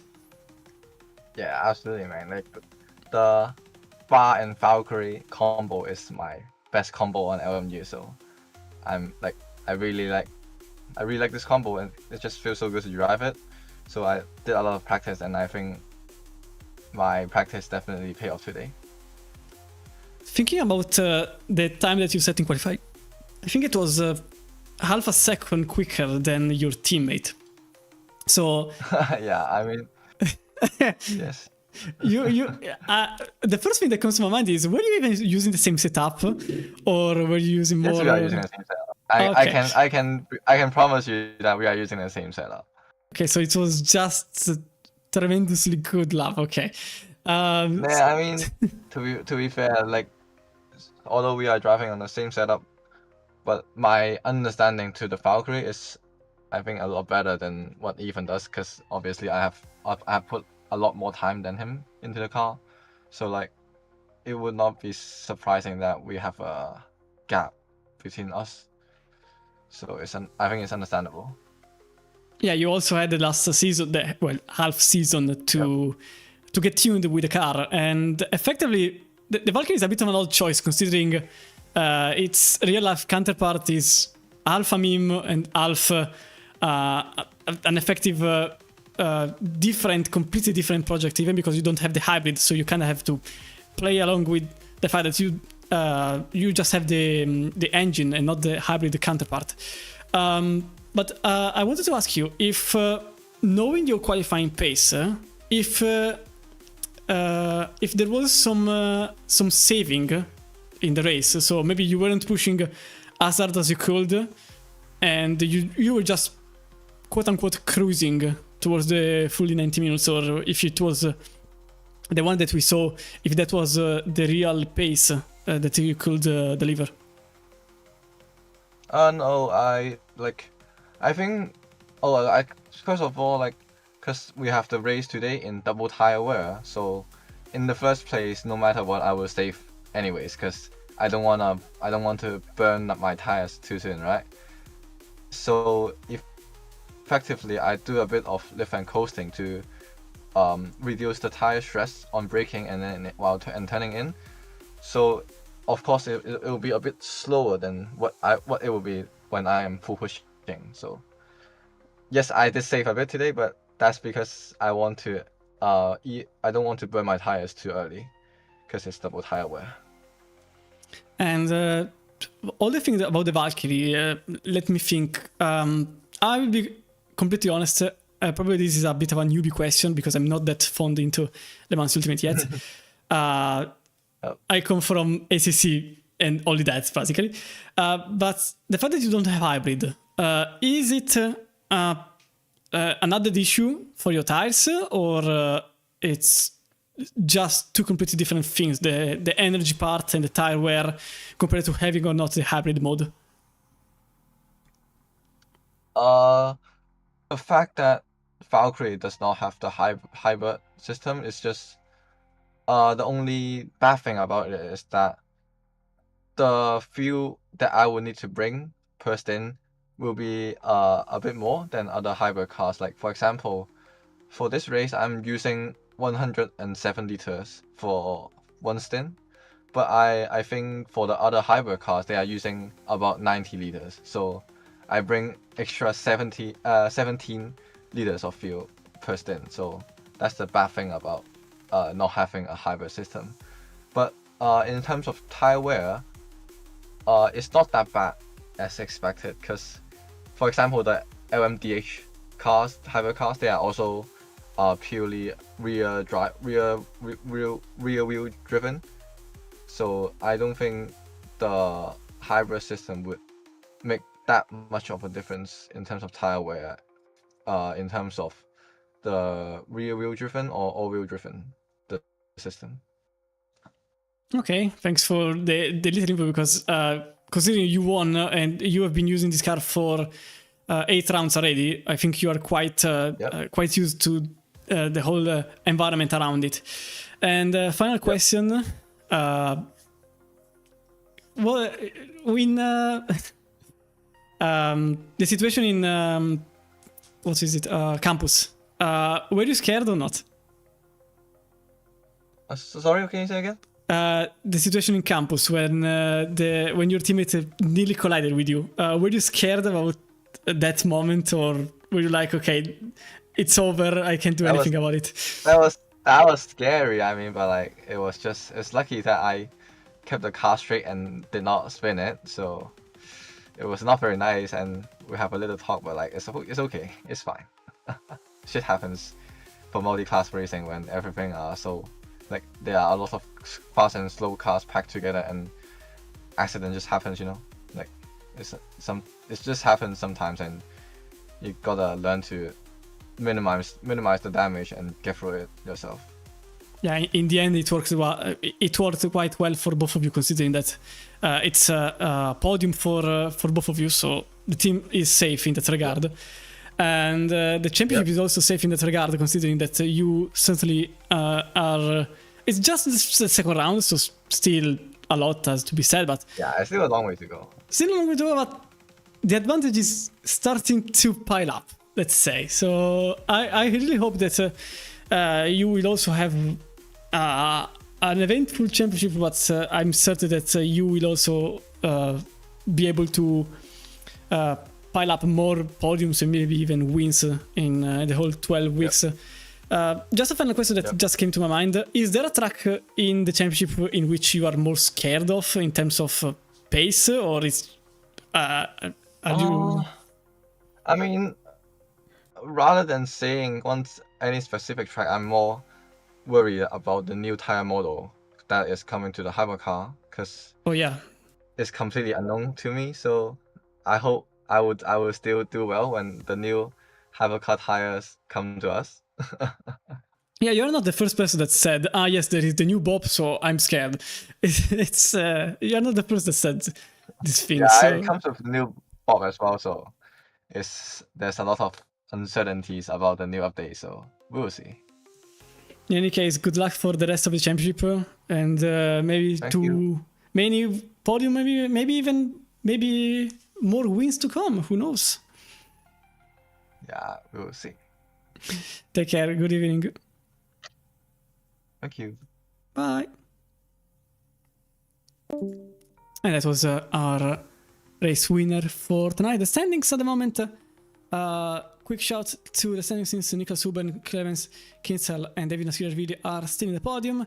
Joseph Kuffel and Luis Barto follow in 4th and 5th, with Schleckenburger, Rinkowski, Rancagno, Delfante, Haug competing in the top 10. Whilst in hypercar, slightly different situation, with the podium that seems like it changed only for third place, as Kobe-chan is still in the lead, and Sven Huled Gilad in second, with Arda Erkan in third, fourth for Alex Thiebel, and fifth for Ethan Folkiner. Nope, it's my stand is gone. I want to at least go on for the top 10. Okay, Ethan Folkiner in fifth, Marco Bischoff sixth, then Flag, Petosh, Zed, and Alvarez completing the top 10. And the reason for the look at the standings is because of the prizes. Both classes, both podiums in both classes receive coupons for Simverse.com. 1,250 euros coupon at Simverse by Sassmaster, 750 euros coupon at Simverse by Next Level Racing, and a 500 euro coupon at Simverse by Mozo Racing. In any case, I was Cristian Romano. This was the second round of the Simverse.com Pro Series on Le Mans Ultimate. Next stream is on Tuesday, where the Case King Prime Series will end at the Autodromo Incentino Ferrari, whilst the next round at Le Mans Ultimate is going to be Paul Ricard. And thanks. And this is the end of tonight's round. I hope you all had a wonderful time in these 2 hours. And until next time, stay safe. Have a good evening, good night, wherever you are in the world. And see you next time. Bye.